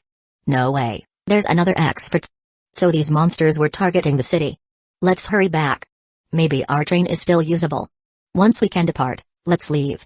After resting for a bit and recovering their strength with healing potions, they got ready to head down the building and back to the beach. At the beach, aside from the 2 octopus kings skewered by the giant ice pillars, there were only paralyzed walking fish scattered everywhere. As for the train, it had vanished at some point. Boss, our train's gone. Damn, what's up with this station? BB boss, the monsters are coming again. Run. In the end, they all died in that city teeming with walking humans and walking fish. It seemed the world detected something, because in an instant, all the walking fish vanished. The destroyed city was restored, and the dead citizens reappeared on the streets. The world returned to its original state, peaceful, quiet, and beautiful. As if the program had reloaded, everything reset to the initial setup. No foul smells, no walking fish. Everything would stay still until another train arrived, and then the program would restart. Phew, so this is what normal air smells like. Once the train started up, the disgusting smell drilling into their heads disappeared too. They took off their masks, gulping down the fresh air. Wei Chu pointed at Qi Zhao in shock. You can actually turn into a beautiful girl? Qi Zhao, is there anything you can't do? Conductor, you were so pretty just now. Kama Qi Zhao, do it again. I didn't get a good look earlier. Zijian clung to Qi Zhao's arm, shaking it, begging him to perform again. As for Qi Zhao instantly killing the Octopus King, nobody mentioned it at all. Only Li Huizi's eyes were filled with admiration. She gave a thumbs up and said, Sugoi. Next time for sure, next time for sure. Qi Zhao brushed it off, replying Sugoi to Li Huizi as well. Wei Chu, don't you want to check out your mission must be accomplished packages today? Oh right, I got distracted watching you. Wei Chu turned and tapped the screen. Today, his 3 packages were pretty ordinary, no items or treasure chests. Wei Chu randomly picked a bucket of fried chicken. Even though the train was traveling through the void, the little guy in the yellow uniform still showed up on time. Qi Zhao, come eat with us. You guys go ahead. I'm a bit tired, gonna catch up on sleep. Saying that, Qi Zhao sat on the spring mattress and teleported to the rear initial carriage. Then he opened up the trading platform and bought 2 level 6 keys. Those 2 keys cost him another 160 train coins. Big handfuls of train coins were thrown into the coin slot. Even Qi Zhao couldn't help but feel the pain. A flash of white light, and Qi Zhao got the 2 keys. These 2 keys were seriously weird. One was the size of a winter jujube, a little eyeball with a lively purple pupil. When you stared at it, you felt like someone was watching you from behind. The other one was actually shaped like a key. Even though it looked like a key, it squirmed in his hand and even stretched out its tongue to lick Qi Zhao's palm. It was alive. Qi Zhao shook his head and used them both to open the 2 newly acquired level 6 treasure chests. These 2 treasure chests looked just like real ones, shining with a silvery white glow. Opening the lids, he found 60 train coins piled up inside each one. After stashing the train coins into the boundary bracelet, Qi Zhao pulled out the items inside. A yellow card, and a white in-ear earbud. After taking out the items, Qi Zhao designated a material input zone. He tossed the empty treasure chests with lingering stink into it. The smell immediately vanished. Only then did Qi Zhao relax and start studying the 2 items. Skill card, skill card? Qi Zhao held the yellow card, and at the same time, a new screen popped up on the light curtain. Skill card detected. Delete clothes. Activate. Yes/no. Skill card? Delete clothes? Qi Zhao clicked yes, and the yellow card turned into a stream of light, flowing into his body. You have acquired the skill, delete clothes. You can temporarily remove the target's clothes. Removal duration, 3 minutes. Cool down for the same piece of clothing, 60 minutes, so this is a skill. Never thought my first proper skill would be ... removing other people's clothes. Qi Zhao was utterly dumbfounded. After leaving the dragon world, he had unlocked word spirit, ×0. But he never really understood why he had gotten that ability. In contrast, this skill card clearly explained what he had learned, how to use it, and the cooldown time. If he could suddenly strip an enemy's armor during a fight, it might have some unexpected effects. Thinking about that, Qi Zhao nodded to himself. He would try it out on Lao Yu later. After activating the skill card, Qi Zhao picked up the white in-ear earbud. It was just a single earbud, not even a pair. Confidence earbud. When worn, it will play background music, BGM, according to different situations, boosting your confidence and fighting spirit. In this BGM, I am invincible, Qi Zhao. He stuffed the earbud into his left ear. Sure enough, music started playing. It was a gentle, relaxing symphony that soothed the mind. Qi Zhao listened for a while, then took it out and put it away. No wonder there was only one earbud. If both ears were blocked, you wouldn't hear teammates or enemies during a fight. That would be like voluntarily giving up one of your 5 senses in battle.